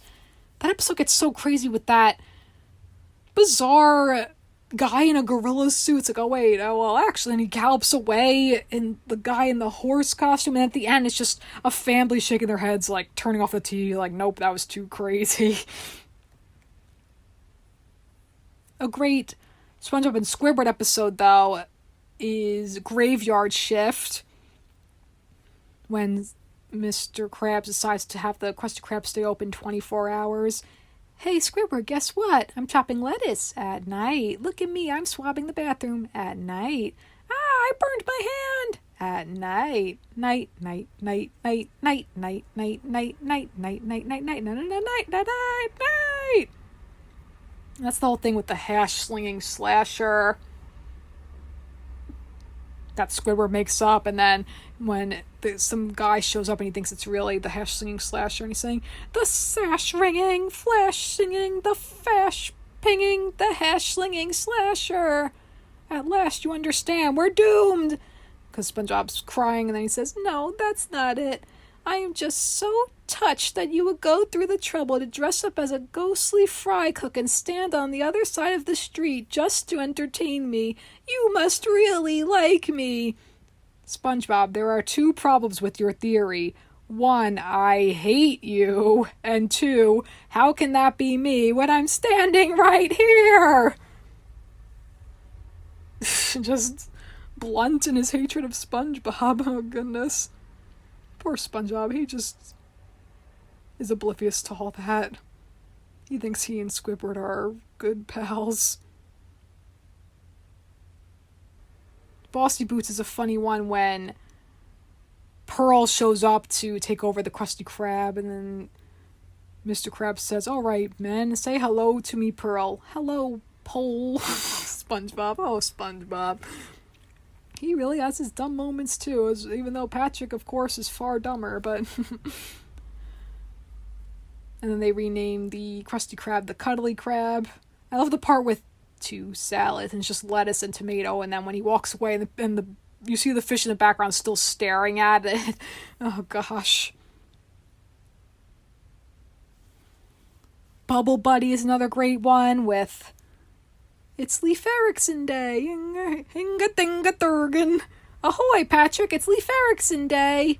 And then the rock opens. There's a note. SpongeBob, when to get more giant paper? Patrick. P.S. Happy Leif Erikson Day. Oh my god. So then he makes his own friend out of bubbles, of course. And then it's just... Bubble Buddy. And then when he's on the teeter-totter with him, or the seesaw, whatever it is, this is great. And then SpongeGuard on duty is a good Larry episode. He's not featured that much. Larry the Lobster. Well, he's in the Ripped Pants episode and the one with the muscle Bob Buff Pants. But this one, he's also voiced by Mr. Lawrence. But this one, it's like when SpongeBob becomes a lifeguard with him. He's saying, who needs to be a lifeguard? I'm cool. And it's just an up-close shot of him looking like a kind of geeky. I'm every bit as cool as Larry, and if I'm not, let me be struck by... You already hear thunder. And he's just like, a flying ice cream truck, and you hear the music, and live! Oh gosh, poor SpongeBob. And he's like, when he becomes a lifeguard, it's like, oh, I didn't know you were a lifeguard, the nose. Oh, it's like, oh, if I'd known being a lifeguard meant guarding their lives, I never would have said yes. And then, of course, the fact that there is a lagoon in the ocean, even just whenever there's fire, too, like in the Life of Crime episode when they are with the balloon, and then when he's saying, like, oh, if we're underwater, how could there be like, just when it calls for the joke, then the fire goes out. Just defying the laws of physics all the time. And it's just funny, it just works. But with this, too, it's like, help, I'm drowning, I've got bug cramps, I want ice cream, and no, it's dark! It's like, oh, bug cramps, I never got my ice cream. Like, they don't know how to swim in the water. I can't. Oh, gosh. I'm jumping all around in terms of the characters. But another great Mr. Krabs episode, Nasty Patty, with SpongeBob thinking they accidentally killed the health inspector, and then the police officers show up. It's like, oh, I need ice. It's like, oh, there is no ice. There's never been any ice. Ice is just a myth. Step aside. You people act like you've committed a murder. Okay, I confess, SpongeBob killed him. What? You can't pin this whole rap on me. He was insane, out of control. He would have killed me too if you hadn't come along. It was all Mr. Krabs' idea. Put him down now. He's a mad dog. He wears curlers to bed! Wait, it's not what you think. Oh my gosh. Whenever he gets hysterical, it's so funny. Oh, jeez. And at the end, it's like, oh, maybe he turned into a zombie and walked out, the health inspector. This is dark, too. It's like, oh, we're going to bury him. And it's like, oh, we'll stuff him in the freezer. It's like, oh, he's gone. And then he's, like, waking up. It's like, oh, take that, you zombie. I'll take it from here. Die, zombie! Good police work, Officer Nancy. It's like, at the risk of being hit again, I'd like to present you with this. And they pass the health inspection. Gosh, that health inspector went through a lot. And at the end, the narrator saying, well, that's the story. Yes, they are all idiots, aren't they? The narrator is so funny, too. The French narrator. And then another great Patrick episode, New Student Starfish. Boarding school, I thought this was Spanish class. See ya, SpongeBob. See ya, big fat meanie. Oh, God, the whole thing with Roger and the fish. It's like, oh, I thought of something funnier than 24. Let me hear it. 25. Oh, gosh. And then Patrick with the whole good noodle thing messing up for SpongeBob. And I like that SpongeBob is a good student. He's earnest. And, of course, he wants to get his license, even though he never will. But when he gets sent to the back of the classroom, it's like, school is for chumps. Where am I? Like, he takes pride in his schoolwork. He takes pride in his job. He's just genuinely good and kind-hearted and never gives up. This is also... This episode, Dumped. This is one of my favorites. And it's just a simple episode, and it's just SpongeBob, Patrick, and Gary. And some of the best episodes are just, like, the simpler the better in a lot of ways. But it's all just hilarious. But with this one, it's just when Gary just starts clinging to Patrick. It's like, oh, I got an idea, SpongeBob. Why don't you let Gary sleep over my house tonight? And then Patrick's saying, a sleepover? Oh boy, this is going to be great, Gary. We can stay up till dawn and watch scary movies and eat popcorn and play board games. And then as Squidward, jeez, I miss the names all the time. As SpongeBob is thinking to himself, gee, this is great. My two best friends in the whole sea having a sleepover. And then over that, Patrick is like, blah, blah, blah, blah. And then we'll make a house of cards, and then we'll read some comic books. Okay, you two have a good time. I'll see you tomorrow. Blah, blah, blah, blah. and then Patrick's saying, oh, no matter where I go, Gary follows. And then SpongeBob's saying, try and catch me. You're not chasing me. Oh, and then poor SpongeBob thinks that Gary loves Patrick more, and it just has all the kind of language of a breakup. The fact that this episode's called Dumped too, and that sad yet beautiful music with the piano music, it's so great. I loved that music as a kid, just because it stood out because it was separate from the typical music in this show, which is usually lighthearted and jovial, and that ukulele, a lot of it, just so synonymous with the tone of the show. That bubble sound effect too, also with the, just on a random note, with all the transitions with the show, those bubbles, that's classic too, and so specific to this show. But Gary's so cute, and then he's like purring, he's with Patrick, and then he just still keeps going to Patrick, and poor SpongeBob is so broken up about it. But then he gets a new pet. It's like, oh, say hello to my new pal, Rex. I'm glad we went our separate ways, Gary. It's like, Rex, he's so loyal, so trusting, always by my side. And then Rex is just getting on a bus. And the fact that it barks like a dog. Oh, God, the logic. So, snails are cats and worms are dogs. Sure. And then when he gets a new snail named Larry with the super thick eyebrows, and then Larry just keeps hissing at him. It's like SpongeBob says, gosh, Larry sure is different than Gary. And Gary and Larry are real different than Jerry. Oh, Gary, why did you have to go? Why, Gary? Why? And then, meow, Gary. That, oh, Gary, why did you have to go? My sister and I still quote that from time to time. I don't know why. Or to quote Pearl, I don't know. I don't know why, but just, oh, Gary, why did you have to go? Just that. The delivery is great. But then when Patrick shows up, hey, SpongeBob. Oh, hello, Patrick. Meow. Hello, Gary. Would it be alright if me and Gary get some laundry? Oh, get some laundry done over here? Whatever he says. Do some laundry. Laundry, but we used to do laundry. And, SpongeBob, could we borrow some soap? Soap? But we used to use soap. Do you want fresh scent or heavy dew? Here it comes. Dew. That's like a breakup, as I said. And it's just so great. Please come home. I'm a wreck without you. Poor SpongeBob being so absolutely depressed and in sheer grief. Because, yes, he's mostly happy, but the fact that he's not always happy, that makes him more rounds out as, since he is the main character. He can't always be happy. He does get angry. He does get upset. He does have his limits, too. And, of course, losing his best friend, Gary, his beloved pet Gary, of course he's going to be all broken up about it. So now it's like Gary's in the new relationship with Patrick. But then when Patrick's saying, face it, SpongeBob, you had your chance. Gary's with, it's what Gary wants, and what Gary wants is me, right, Gary? And he went his shorts, then Gary goes in there, and then he's like, he only liked me for my shorts. No, Patrick, he wanted the cookie in your pocket.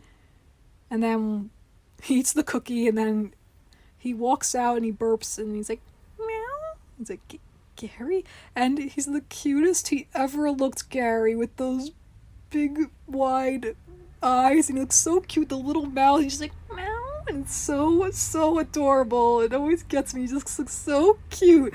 And SpongeBob says, oh, Gary, I knew you'd never leave me. Aw, let's go for a walk, pal. And then that beautiful piano theme, just for this episode, it starts playing again over Patrick when he's saying, Gary, I thought what we had was special. That's so true, just cats in general. I love cats, we have 2 of them, but cats, sometimes they're just little users. They just want you for food, and then once they get it, that's it, they're done with you. Little brats, but they're so cute. I love cats, but that's very in line. Very realistic. Another great Patrick episode that I love is I'm with Stupid, when his parents are coming to town. And then he's just cleaning up. He's having a meltdown. And then SpongeBob says, Patrick, you forgot how to eat again. Come on, we'll get the funnel. No, it's not that, SpongeBob. It's worse. Darn, I like the funnel. Then what is it? Look. Hey, a note. And it's a picture of a musical note. Yeah, but turn it over. There's a letter. And then there's a letter B. You're right. And I got this message from my parents. Then saying that they're coming over for Starfish Day. It's like, please try to remember, but don't try too hard or you'll hurt yourself like last time. Love, Daddy. So Patrick's feeling the pressure of impressing his parents. He's saying, they think he's dumber than a sack of diapers. Poor Patrick. And then SpongeBob says, Patrick, if your parents think you're dumb, then they must not know what dumb really is. But don't they watch television? That's what I'm saying, Pat. If they got to meet a real dummy, they'd realize what a genius you really are. But don't genius live in a lamp? And besides, we don't know any dumb people. That line, but don't genius live in a lamp, that's one of my favorite Patrick lines. The stupidity of it, but the fact that it's not hitting you over the head with the stupidity, it's just, but genius as in genies, it's just great. The delivery of it is excellent, and just the way SpongeBob is smiling, just his face falls like what the heck? It's just great. And just that little dig, but don't they watch television? Goodness.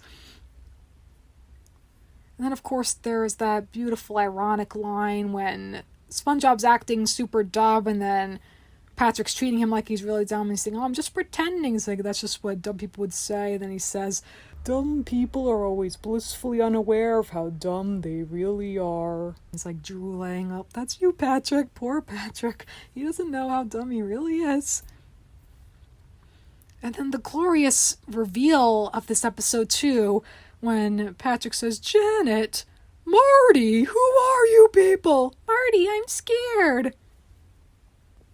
And then Squidward shows up with Patrick's actual parents. Excuse me, does this lovely couple belong to you? They've been standing outside my house saying, where's Patrick, all day? It's driving me nuts. Mom, Dad. Well, son, you actually recognized us this time. And you remember to get dressed today. Oh, that's right, honey. We don't have a son. Oh, yeah. That's just so bizarre. How did these people show up, know this starfish's name? Like, do they do this all the time? Or, like, this is just a one-time thing. It's like, oh, let's just go to this person's house. But, like, oh, it's just so strange. I know it's just all a joke, but what? Like, they're even dumber than Patrick, clearly. Pretending that that's their son. It's like, oh, yeah, we don't have a son. How do they know Patrick's? And I just, oh, my gosh. Just thinking about all that, it's so crazy. And I remember watching it the first time being like, wow, that's really interesting. Oh, this show. The other thing, too, I remember about this show, on a random side note, but I remember the SpongeBob, there was a game online, and it was, you could flip Krabby Patties, and it was just such an addicting game. I remember playing it at school when we had computer class back in the day, and then when we were done with our assignments, and then half of the class, myself included, when we were done, we were just playing the SpongeBob game where you had to cook Krabby Patties and you had to flip them just right, not let them get too burnt or be too raw, and you had to build the Krabby Patties. It was such a fun, addicting game. I remember also the video game with the SpongeBob boating school. You had to just drive the boat. That was a PC game. My brother liked that one. My sister too. But that fry cook game, I played that one so much. That one was so fun back in the day on the old nick.com. I wonder if it still exists, that game. I somehow, I doubt it. But an absolute classic episode of SpongeBob is Chocolate with Nuts. Chocolate! It's just everything about that episode, from the premise to just the execution to all the hilarious quotes. When they want to become entrepreneurs.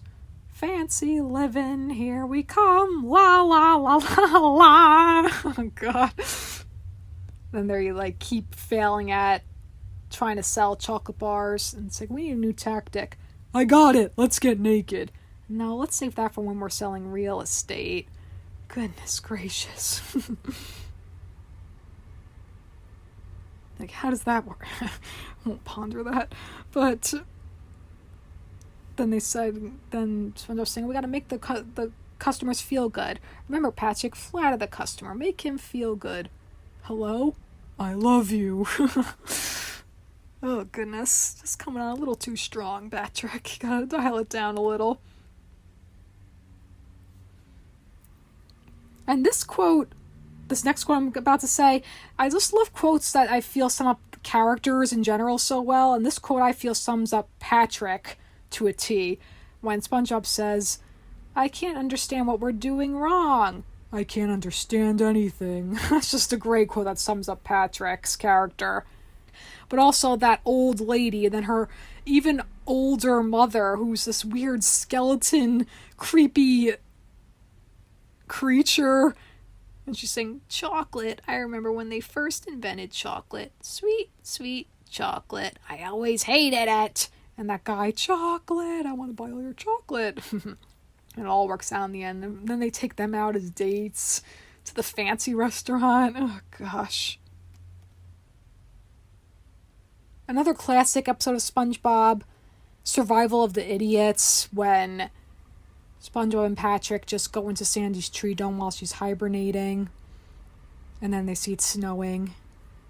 And SpongeBob says, "What is this stuff?" "It's a vast, swirling wonderland of sparkling white pleasure. Let it fill your senses with cascading, fluffy pills of excitement and comfort as you've never felt before." "Wow, Patrick, that was beautiful." "What? I was just reading this candy wrapper, see?" And just the whole thing with Pinhead Larry and Dirty Dan. Oh, it's just so funny.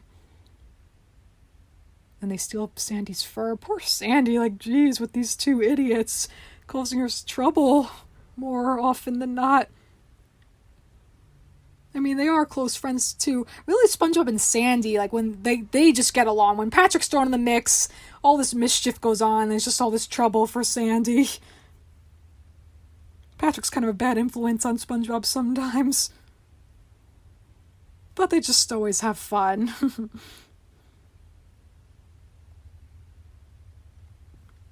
Another great episode with SpongeBob and Patrick. Rockabye Bivalve. Is that even how you pronounce it? I'm not even sure. But with the clam, and then they decide to raise it. SpongeBob's the mom and Patrick's the dad. It's like, I don't think you can be the mom. You're right. If I were a mom, this would be pretty shocking. And they raise a little clam. It's so cute. And then at the end, Junior? Hey, he's flying. I guess he's all grown up. And then Junior gives SpongeBob a kiss, and he's flying away. Hey, what about Daddy? And first he drops a coconut on Patrick's head, which he deserved because Patrick was being a selfish jerk, saying he's going to work when really he's just sitting around watching TV. It's like 6 o'clock, 6 o'clock, 6 o'clock, 12 o'clock, midnight. Oh, gosh. But then when Junior gives Patrick a kiss, and he says, "That's my boy. Goodbye, goodbye, Junior." Well, Patrick, he doesn't need us anymore. This is the hardest part of every parent's life, I assume. Despite all we've been through, it was worth it. Yeah, let's have another. What a great line to end that episode, and SpongeBob's face just like super surprised. Another great one, Something Smells. When SpongeBob eats that gross sundae, like, why do you think that would be good? He just eats the sundae with the onions and the ketchup, like, nasty. Oh my goodness. And then his breath smells and he thinks everyone finds him repulsive, and he doesn't know why. And he says, "Something weird is going on today. Everyone is running away from me, and now giant piles of bubble gum. Oh, what next?" "Hi, SpongeBob." "Oh, hi, Patrick. I'm confused." "Yes, I am." The fact that Patrick is just sitting there and he just pops up with his head. But Patrick tries to cheer him up, and then when SpongeBob's saying, "Go, run away like all the others. No one would want a friend as ugly as I am." "Sure they would. It makes them feel better about the way they look. Maybe a story will cheer you up. It's called The Ugly Barnacle. Once there was an ugly barnacle. He was so ugly that everyone died. The end." That didn't help at all. How long have I been ugly, Patrick?" "As long as I can remember, you poor ugly thing, you." "Help me, I'm so ashamed, I'm spiraling." And Patrick slaps him. "No, thanks, Patrick, it's okay, spiraling over." "Just do when I have problems. Scream!" And then, of course, the whole thing on the roof. And it's like, you won't feel better until you get this thing off your chest. There's a thing on his chest, literally. So he's saying, "Say it. I'm ugly." "You're ugly and what?" "Square?" "No, proud." "I'm ugly and I'm proud." "Good, say it louder." "I'm ugly and I'm proud." "Louder." "I'm ugly and I'm proud." "Louder." "I'm ugly and I'm proud." "I'm ugly and I'm proud." "I'm ugly and I'm proud." Is that what he calls it? Then he finds out the real reason is because he has the bad breath from the gross sundae that he made. It's like, oh, guess what, Squidward? We stink! And another episode, Frankendoodle, was an interesting episode with the the doodle bob that SpongeBob draws. It's like, when Squidward answers the door, it won't be me. And the whole thing with the live action scene again with the artist at sea. And it's so weird because the voice is Mr. Lawrence. So it's like a voice dubbed over this guy. It's like, what's this? My pencil! Like, he loses his mind when he loses his pencil. But that episode, I remember being like, oh, like realizing for the first time how small SpongeBob is, like how the character is, because compared to the pencil, it's so big, but then they're tiny in comparison, so it was weird.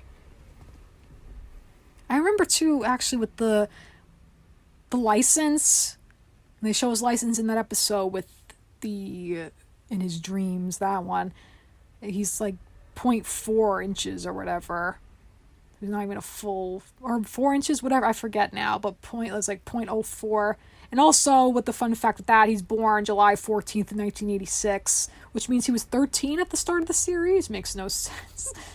And he lives on 124 Conch Street.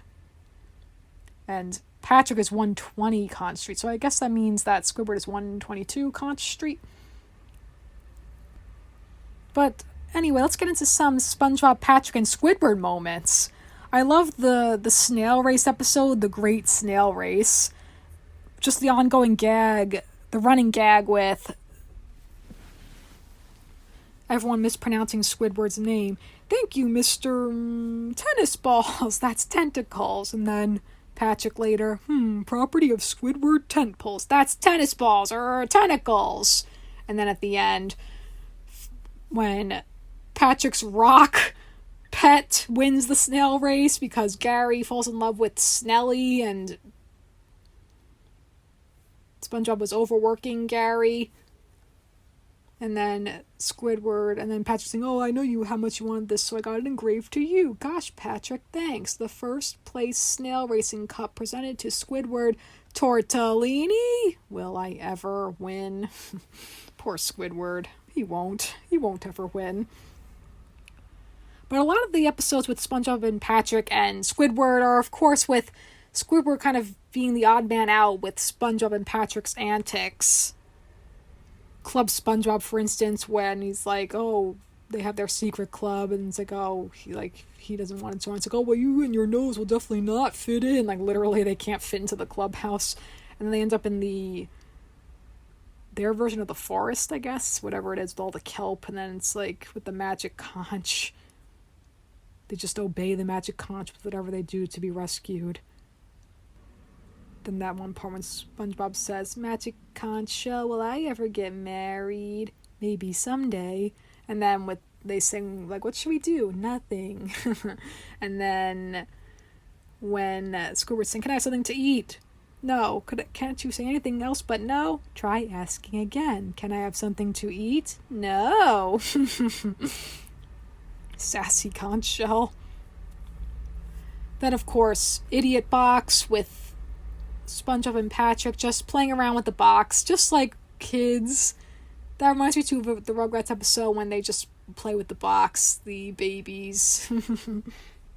All coming up with their own versions of what to do with the box when Stu is trying to build the whole carnival set, whatever it is, and then they're just like interested in the box. That's just little kids.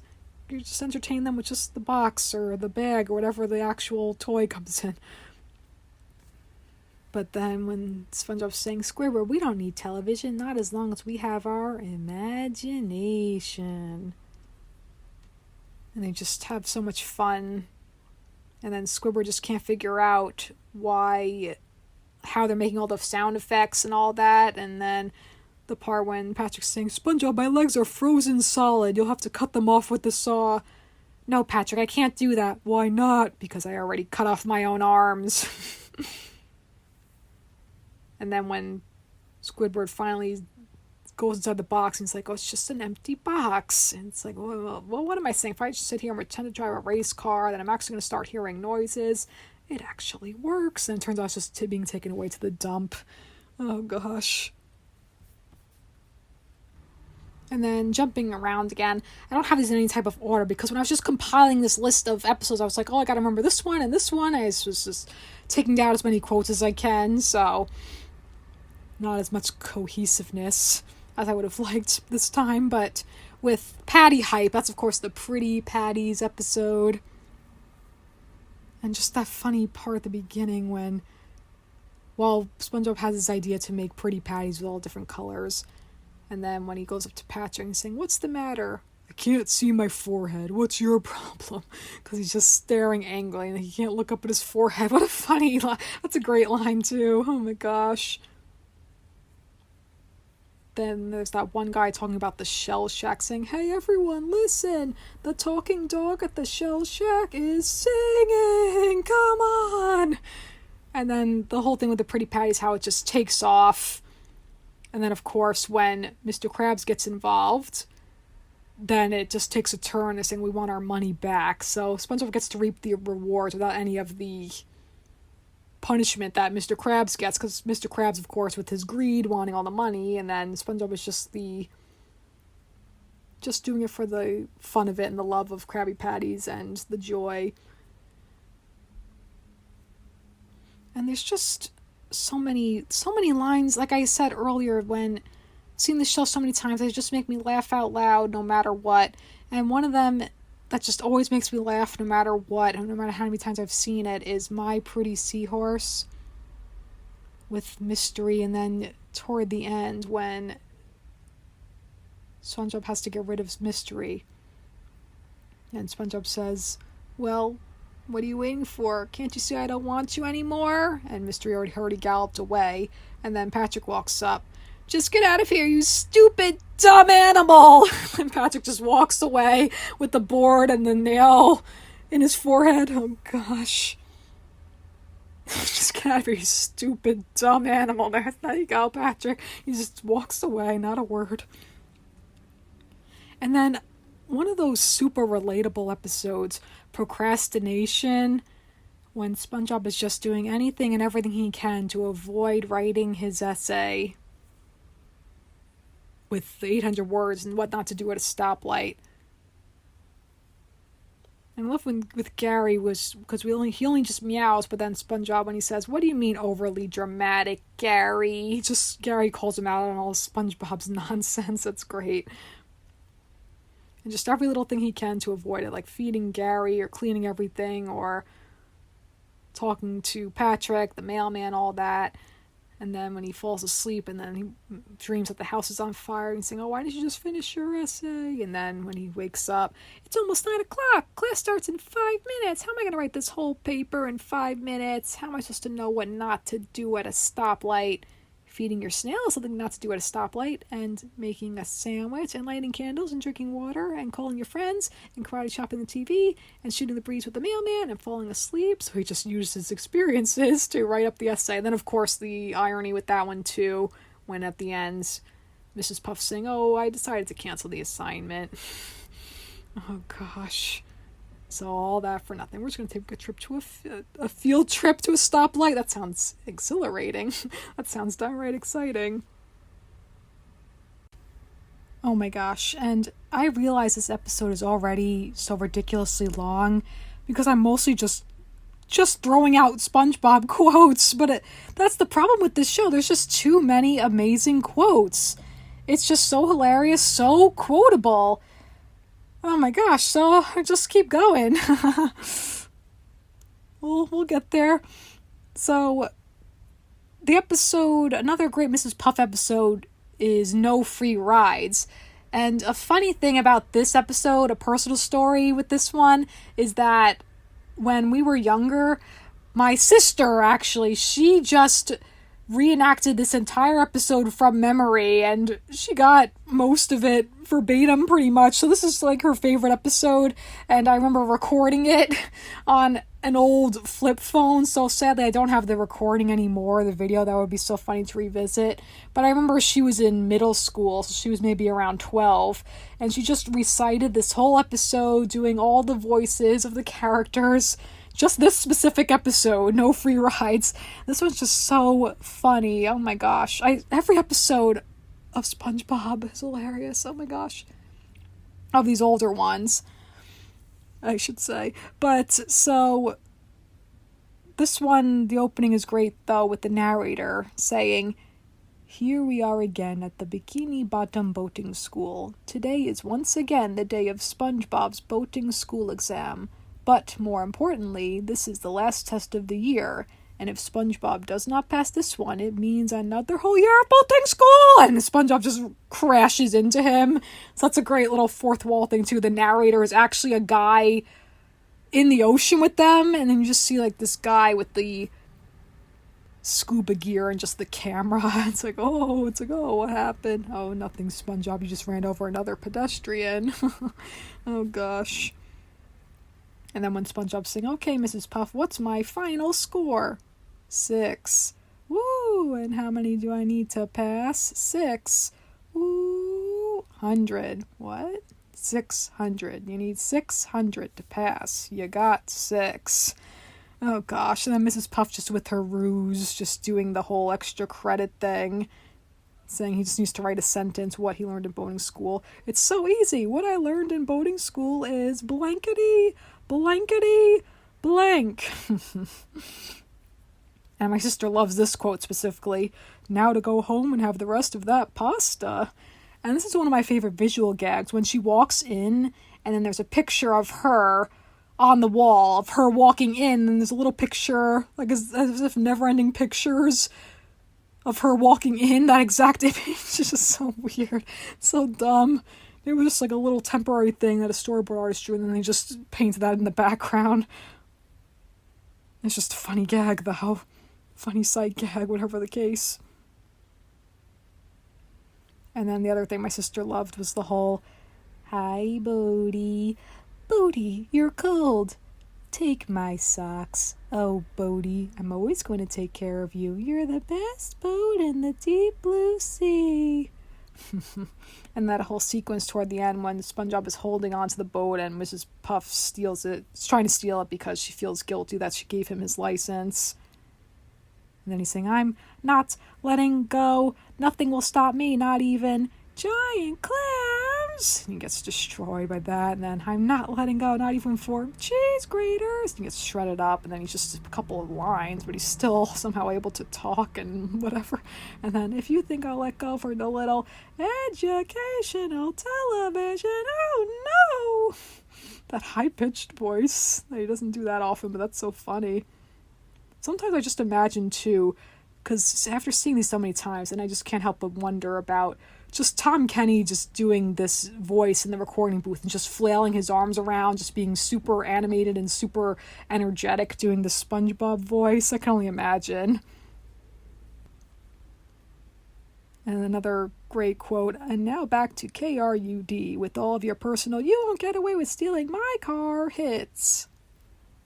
And then Mrs. Puff just ends up in jail in that episode. And then another episode where she ends up in jail is doing time. But then it turns out she's just kind of daydreaming. But then the whole thing is like, oh, she wants to stay in jail, but SpongeBob is trying to break her out with Patrick. It's like, why? To set you free. No, why'd you bring him? He likes chili. Then the beginning with that episode when SpongeBob's just driving erratically as always. And then the mayor saying, it is with great pride that I officially open this unfinished bridge. How convenient. Also gotta love Grandma's kisses. Now you must acquire a taste for freeform jazz. And then just with SpongeBob being embarrassed that when his grandma gives him a kiss and he doesn't want to be treated like a baby because they're all making fun of him. But there's nothing wrong with getting kisses from your grandma, as she says. It's just, he shouldn't be embarrassed by it. Them teasing him about it isn't nice. But that whole sequence at the end when he's just crying hysterically and he's like a water sprinkler and then the whole house filling up with tears. It's like, SpongeBob, you don't have to be a baby to get grandma's love and all that. Because then he's feeling sad. He wants all the love and affection. And it's just cute. Your shoes untied. Hey, SpongeBob, you're shorter. Have you been dieting? And then, of course, the whole... Which is weird, too, to think about, though. Because SpongeBob wears shoes. No one else really wears shoes. Mrs. Puff... Sandy has the suit, but SpongeBob with his shoes all laced up, and then when he can't remember how to tie his shoes, and at the end, Gary, how'd you learn to tie shoes? And then the song, make the loop-de-loop and pull, and your shoes are looking cool.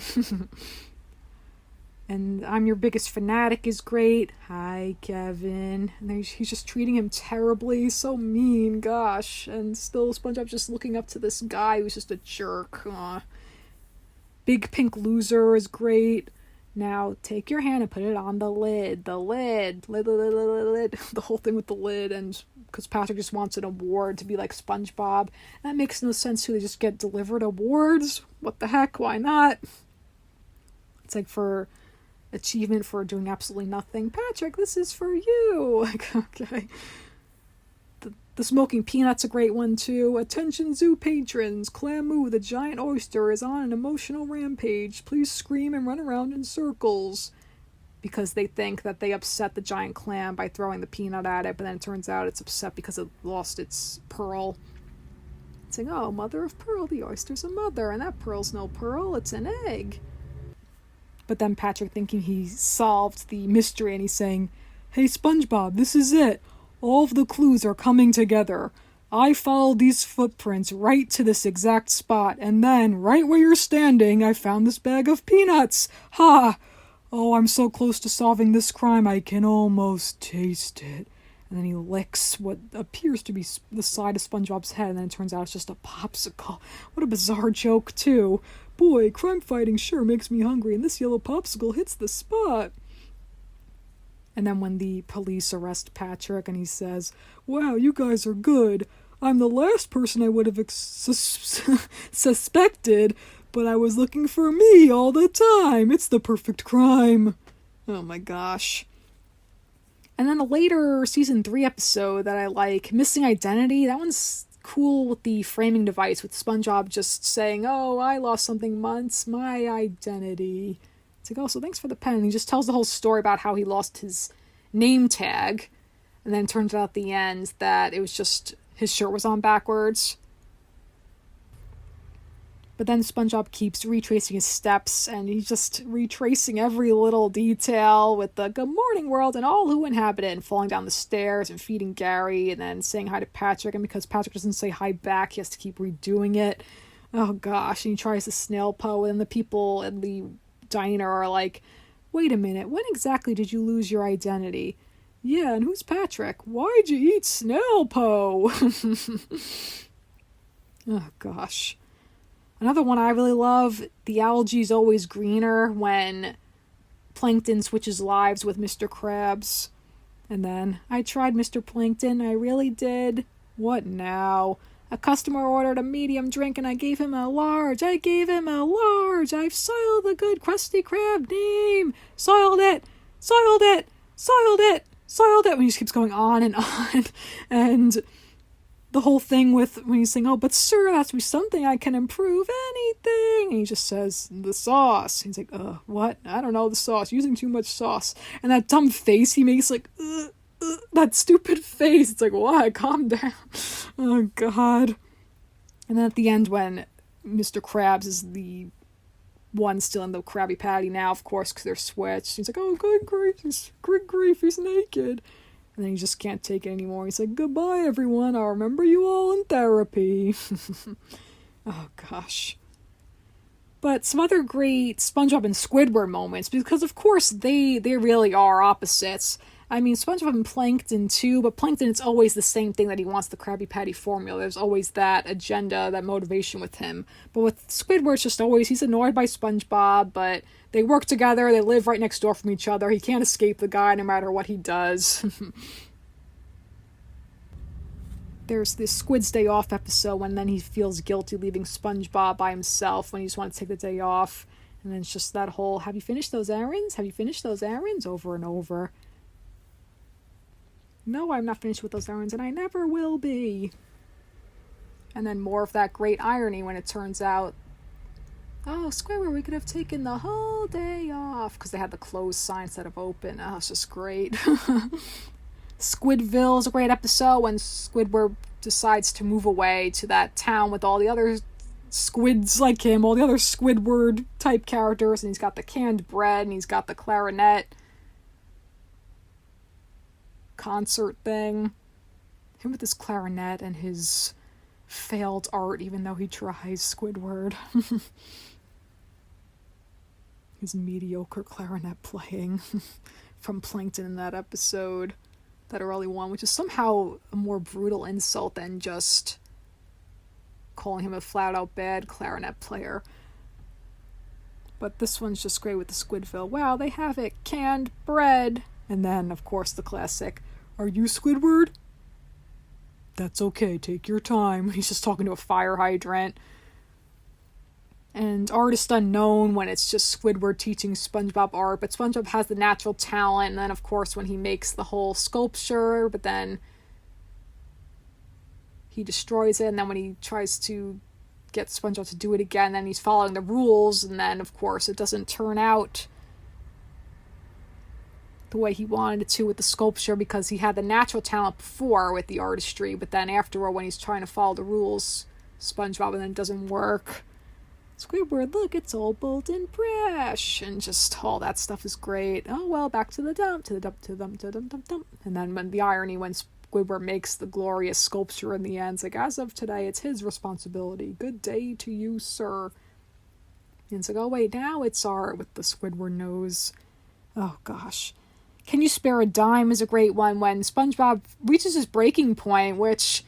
that's good, he's got a backbone, figuratively, so to speak, since he's an invertebrate. He doesn't have bones, but when he gets fed up with Squidward when he quits, because Squidward is accused of stealing Mr. Krabs' dime, his first dime, and then when he's just staying with SpongeBob, and then Gary says, "Meow," SpongeBob says, "I know he's not looking for work, don't rub it in." But then there's that whole 3 weeks later...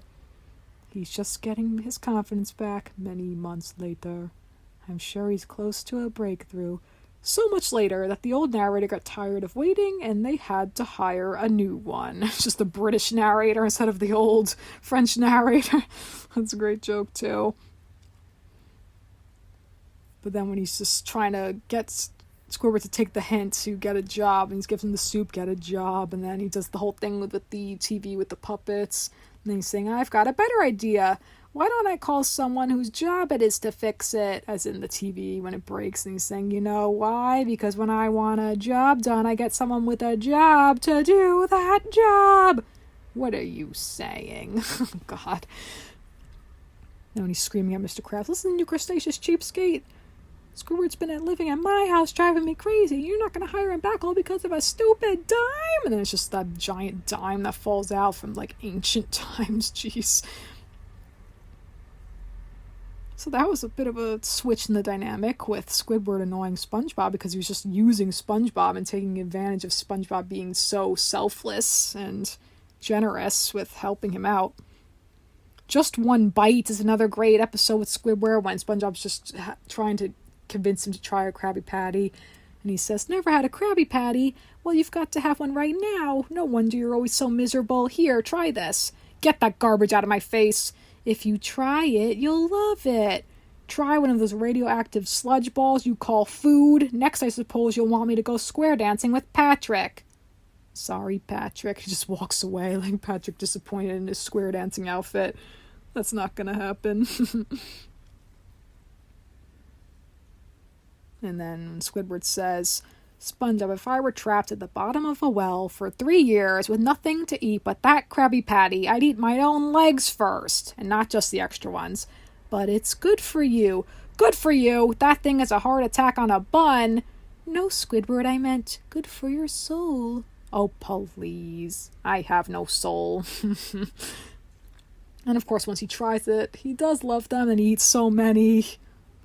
And then, of course, there's that classic, "You like Krabby Patties, don't you, Squidward?" And that face he makes when his face just scrunches up to the top of his head with SpongeBob. Oh my God, it's just great. I remember that was a page you could like on Facebook or become a fan of on Facebook, whatever it used to be called. It was just SpongeBob's face when he found out Squidward likes Krabby Patties. Just that face of his smile scrunched all the way up. This is great. To the top of his head. Oh, it's so funny. Another one I really love is Dying for Pie when it's Employee Brotherhood Day, because that's a thing, and they have to give each other homemade gifts. So then SpongeBob makes the sweater. It's like, so I didn't know your size, so I used a watermelon, like, for size. It's like, it's a little itch. He says, what? Wait, he says, I'm actually trying to remember off the top of my head. Do you love it? It's a little itchy. What's this thing made out of? Eyelashes. So is this better, Squidward? I made this one with my tears. And then he buys the pie that turns out to be bombs. Like, oh, that's too bad. I thought they were pies and I wanted to buy one. To go, they're bombs. And then it's a great thing where you think SpongeBob ate the pie. It's like, oh, 11 times. And then he feels guilty again. At least he feels guilty and he tries to correct his ways, Squidward, but still, it's like kind of a little too late. But he does all the nice stuff for SpongeBob and that whole sequence. I'm gonna show my best friend Squidward to everyone in town wearing a salmon suit. You're gonna be wearing a salmon suit. Ah, good one, Squidward. And they throw rocks at him. Oh, God. So I love that whole scene at the end when it's just underwater sunsets sure are beautiful, eh, Squidward? Yeah, this is great. Just the three of us, you, me, and this brick wall you built between us. And then it's like he burps. It's like, oh, it smells like grape, maybe cherry, blueberry? It's like, here it is, the sunset. I always like to count them down. It's like, oh, by sunset he's going to explode. And then before, when he's counting down, then there's an explosion. So you straight up think that SpongeBob dies. I remember as a kid watching it being like, oh, is SpongeBob gone? It was just like, just for a moment. It's like, and then Squidward crying, and then of course, still with his ego, I am such a good person. Because like he made his last day meaningful. So he's upset. And then like another explosion, and then it's just SpongeBob just making bomb bubbles. I love the logic in that, with just bubbles can become all this weird crazy stuff. It's just so funny and cute. He's saying, hey Squidward, check this one out. Why are you still here? Well, since we finished everything on the list, I thought I'd make up a new one. We should be able to finish by January. Forget the book! I spent the whole day with you doing all kinds of ridiculous things because you were supposed to explode. You want me to explode? Yes, that's what I've been waiting for. Okay, I'll try. Gary, you are gonna finish your dessert and you are gonna like it. Now it's your turn. That's not what I meant, you barnacle head. Ooh, good one. No, I meant you were supposed to explode into 1,000,000 pieces. Why would I do that? Because the pie you ate was a bomb. What pie? The one I left sitting on the counter this morning that I bought from Pirates for $25, and I didn't know it was a bomb, and you ate it. That pie. Pie. Oh, you mean this pie. I was saving it in my pocket for us to share. Let's eat. Oops. And then literally blows up in Squidward's face. That's great. You see that huge explosion, then just, ouch. So that scene, I love that scene. One of my favorite scenes in the show, I would say. And then, of course, I gotta talk about the classic Band Geeks. And I know there was that whole thing with the Super Bowl this year about trying to campaign for Sweet Victory to be played during the halftime show in memory of Stephen Hillenburg. And the fact that they even showed footage, I mean, it was like newly animated footage of SpongeBob and Squidward and all the Bikini Bottom characters with the Bikini Bottom band, you know. So the fact that they did that, I thought it was cool, but then all the memes that came out of that, everyone was so angry that they didn't actually play Sweet Victory. That was just so funny, though. But this episode's a classic, for sure. Just so many great quotes. The fact also that all the townsfolk are involved, and Squidward trying to one-up Squilliam. That other, when we first meet Squilliam in this episode, his rival from high school, whatever. There's also that episode when Squilliam returns. Oh no, he's hot! Oh gosh. But with this one, when he's trying to get people to join the band, and then it's just everyone from Bikini Bottom. It starts with Sandy, looking to add fulfillment to your dull life. And then Plankton, then become part of the greatest musical sensation to ever hit Bikini Bottom. And then Mrs. Puff, and be forever adored by thousands of people you don't know. And Mr. Krabs, not to mention free refreshments. And then Larry in the shower. How'd he kind of fly her in there? And then he says, practice begins tonight, 8:30 sharp. And then, I don't have to say this line, but you already know. How many of you have played musical instruments before? Do instruments of torture count? No. Is mayonnaise an instrument? No, Patrick, mayonnaise is not an instrument. Horseradish is not an instrument either. And then when they're just a disaster, and then when Squidward walks out, and then SpongeBob says, "What kind of monsters are we? That poor creature came to us in his hour of need, and we failed him. Squidward's always been there for us when it was convenient for him. Evelyn, when your little Jimmy was trapped in a fire, who rescued him? A fireman. And Larry, when your heart gave out from all of those tanning pills, who revived you? Some guy in an ambulance. Right, so if we can all just pretend that Squidward was a fireman or a guy in an ambulance, or some guy in an ambulance, then I'm sure that we can all pull together and discover what it truly means to be in a marching band. Yeah, for the firemen!" And then that whole glorious live-action sequence with Sweet Victory, which is a real song, of course, by David Glenn Isley? The winner takes all, it's the thrill of one more kill. It's just great. Sweet, sweet victory. And that's also a rare moment when Squidward has a clear, definitive win.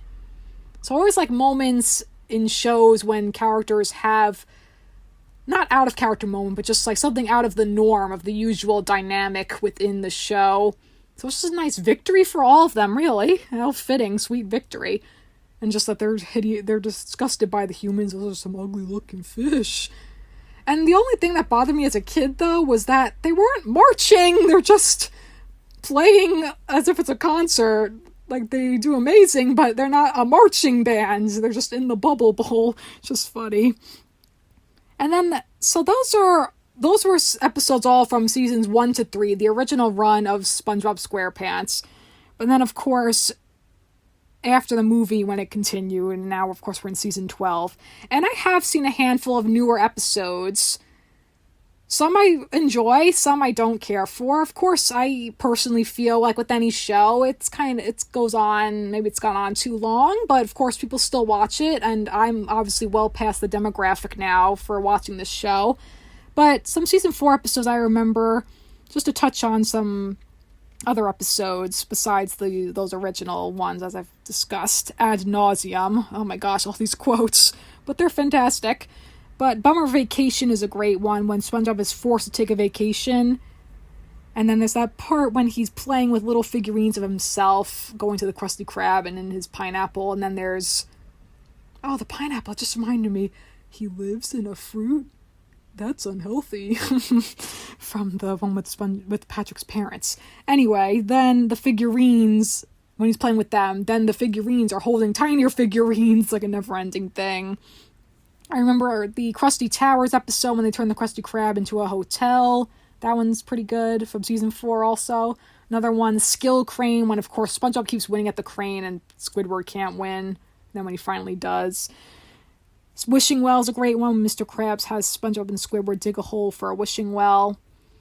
Have You Seen This Snail was a good one, when this granny just thinks Gary is her snail, and she calls him Miss Tuftsy. And I didn't know this, but she's voiced by Amy Poehler. Interesting, huh?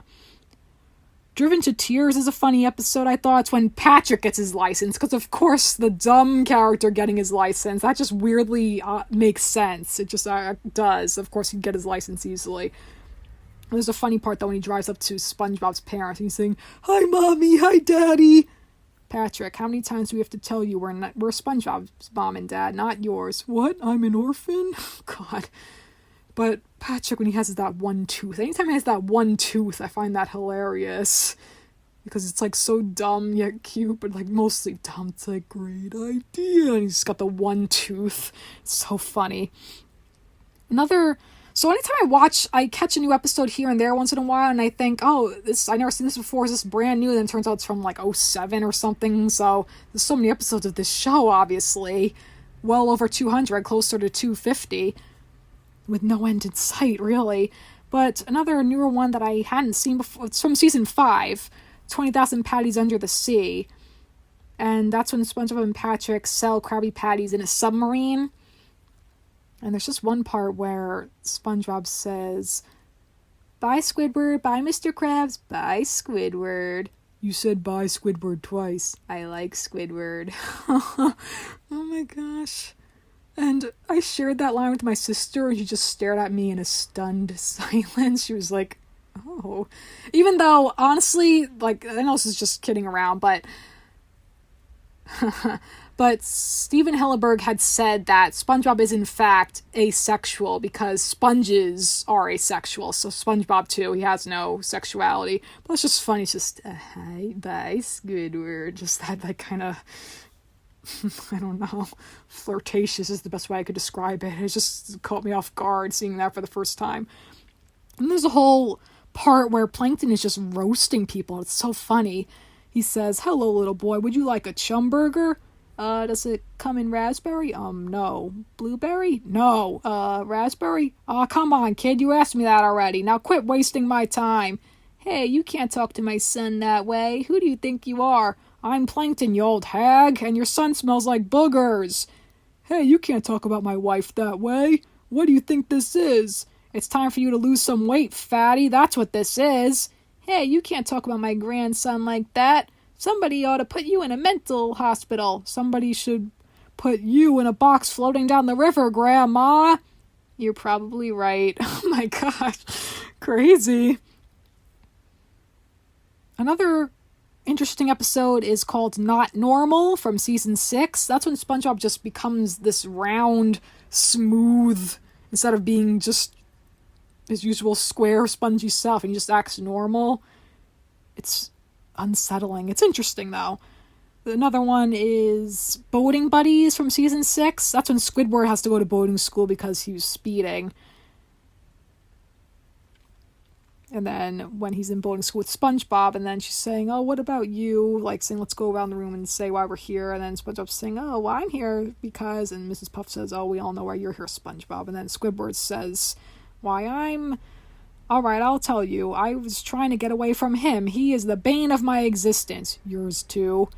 So what I will say about new SpongeBob episodes, and the fact that obviously there's so many episodes, they have to keep coming up with new stories for these same characters, is that it's interesting when they have different character interactions that we hadn't seen from even the original run of the episodes of the first 3 seasons. So like with this, for instance, with Mrs. Puff and Squidward. There's another one too, a newer episode with Squidward babysitting Pearl in an episode called Whale Watching. It's from season 11. It was interesting. And then she's saying how she's going to go beaching or be beached, and it's like going above the surface. And he's like trying to protect her, make sure she's okay. It was an interesting dynamic. Another great one that I liked is the Krabby Chronicle from season 6. That's when Mr. Krabs has SpongeBob write all these stories about everyone with like his own newspaper. Anytime there's a newspaper story in cartoons, it's always about like fudging the truth to make like exciting stories just for the sake of selling papers, but then it's not the truth, all that. Another season 8 episode is Home Sweet Rubble. So these are all episodes that I actually watched fairly recently. I was like, let me just check out some newer episodes of SpongeBob to kind of get a bigger feel for the show, because I prefer, obviously, I grew up with the first 3 seasons.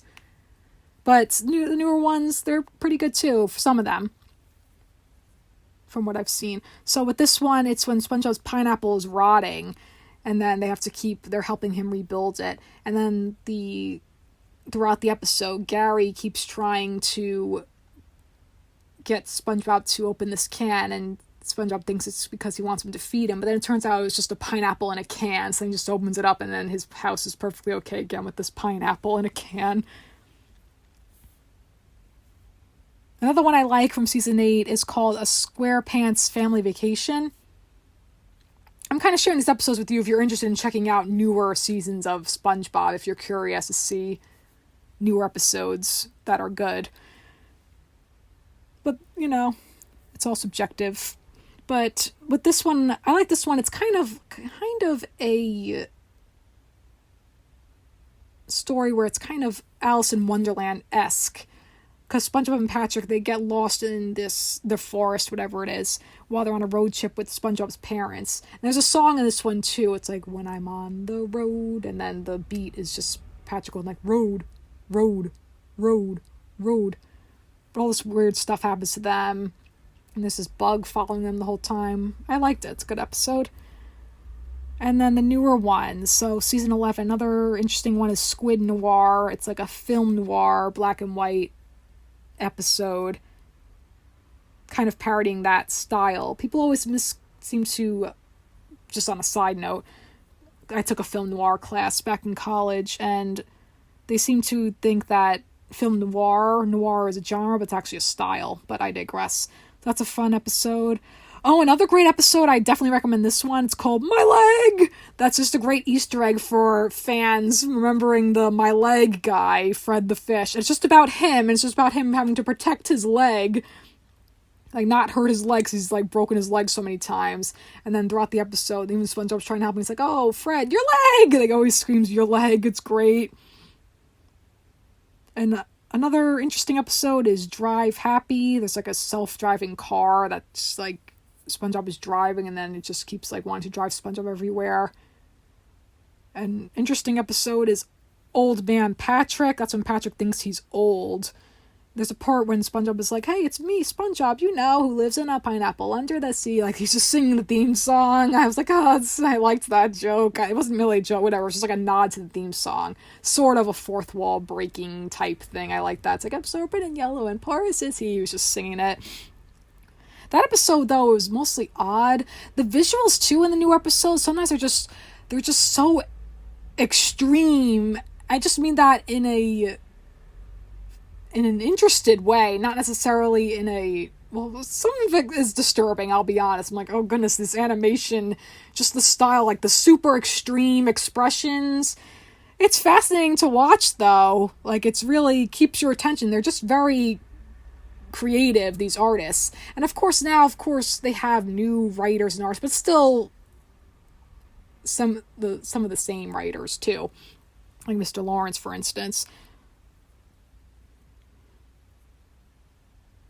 Another interesting episode is Patnocchio, a parody of Pinocchio, and then Plankton is acting as Patrick's conscience, and then there's the part where they end up in the whale, like in the actual Pinocchio, and then it's with Pearl.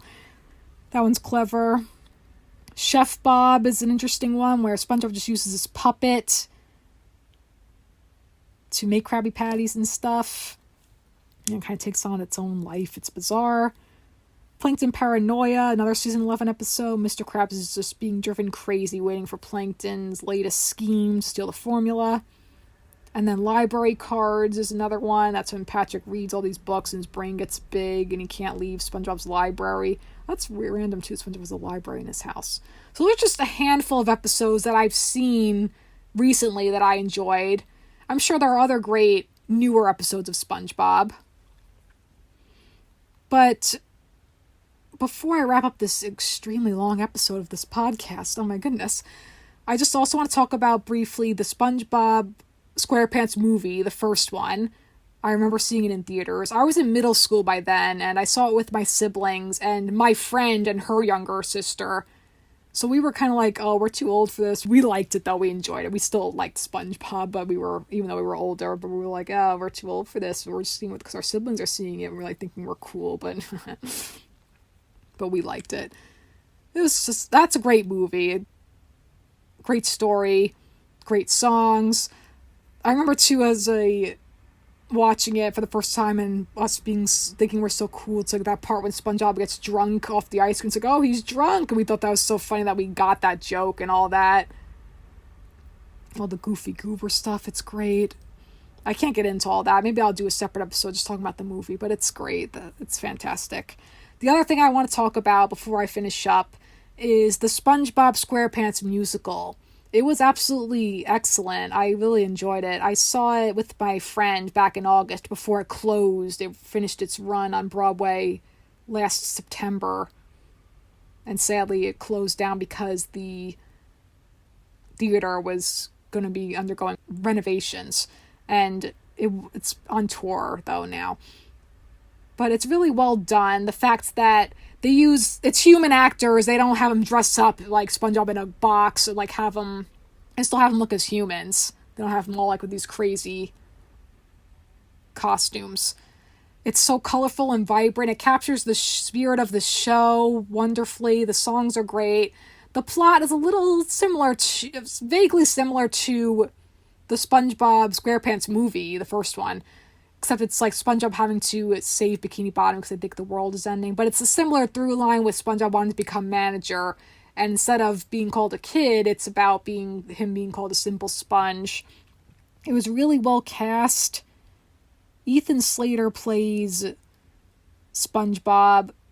Danny Skinner plays Patrick. Gavin Lee, Squidward. Lily Cooper, Sandy. Sandy was a prominent character in it, which I liked. That it was kind of Sandy and Squidward, listen to me, Sandy and SpongeBob teaming up, and then with Patrick too, but then he becomes like a godlike figure to the fish. Plankton was great, and with Karen, they had at one point the actor holding a little Plankton doll type thing. They have the maestro involved in the storyline here and there, like with the little figurines, and then throwing the spatula to her, and she was like conducting with it at one point. They have all the sound effects with the walking. By the way, a random note with the classic SpongeBob walking, with the shoes, the squeaking and all that. So in a newer episode, I've always assumed it was from his shoes, but in a newer episode I watched with Patrick sleepwalking, and then when SpongeBob's walking around barefoot, he's still making the noises, so he just makes those squishy, squeaky noises, not the shoes. But the musical... Back to the musical, it's just, I enjoyed it so much, just the experience of it too, that there were kids, there were adults, families and all that. We had great seats too. It was just so much fun. The experience of it was wonderful. It was so much fun. It was so well done. One of the biggest audience reactions, the biggest cheers, was actually when Squidward finally sings, "I'm not a loser." It's great. That whole big number with him, that got just the biggest cheers. There was also one point when oh my goodness, Plankton walking down running down the aisle, when the actors run down the aisle, and then someone in the audience near us, he just screamed, "We love you, Plankton." It was cute. They had a couple quotes from the show, like my leg, the actual voiceover, "my leg," and is mayonnaise an instrument. The songs are just great. Bikini Bottom Day. I love also the not a simple sponge, like SpongeBob having to prove himself that he has what it takes to be manager. It was so well, as I said, well cast, so well acted. I just enjoyed it all the way through. It just kind of made me feel like a kid again, just really enjoying the experience. Loving these characters. These characters are just so great, and obviously a huge part of the success of the show, that it's been on so long, and we have Stephen Hillenburg to thank for letting us into this wonderful world of Bikini Bottom, and that it will continue to bring joy to everyone of all ages for the rest of time. So I'm ready! And with that, that's going to conclude this week's episode of Storytelling Saga. You can follow the podcast on Facebook and Instagram at Storytelling Saga, as well as on Twitter at Storytell Saga. You can also send me any questions, comments, or writing prompts by leaving me a message in the contact section of storytellingsaga.com, or by sending me an email at storytellingsaga@gmail.com. Next week, all this for a loaf of bread? I can't stay here and have my life lived for me. Phenomenal cosmic powers. Itty bitty living space. I love the way your foul little mind works. You got a problem, Pinky? I'll be discussing my all-time favorite Disney movie, Aladdin. Until then, thank you for listening, and remember, write what you love.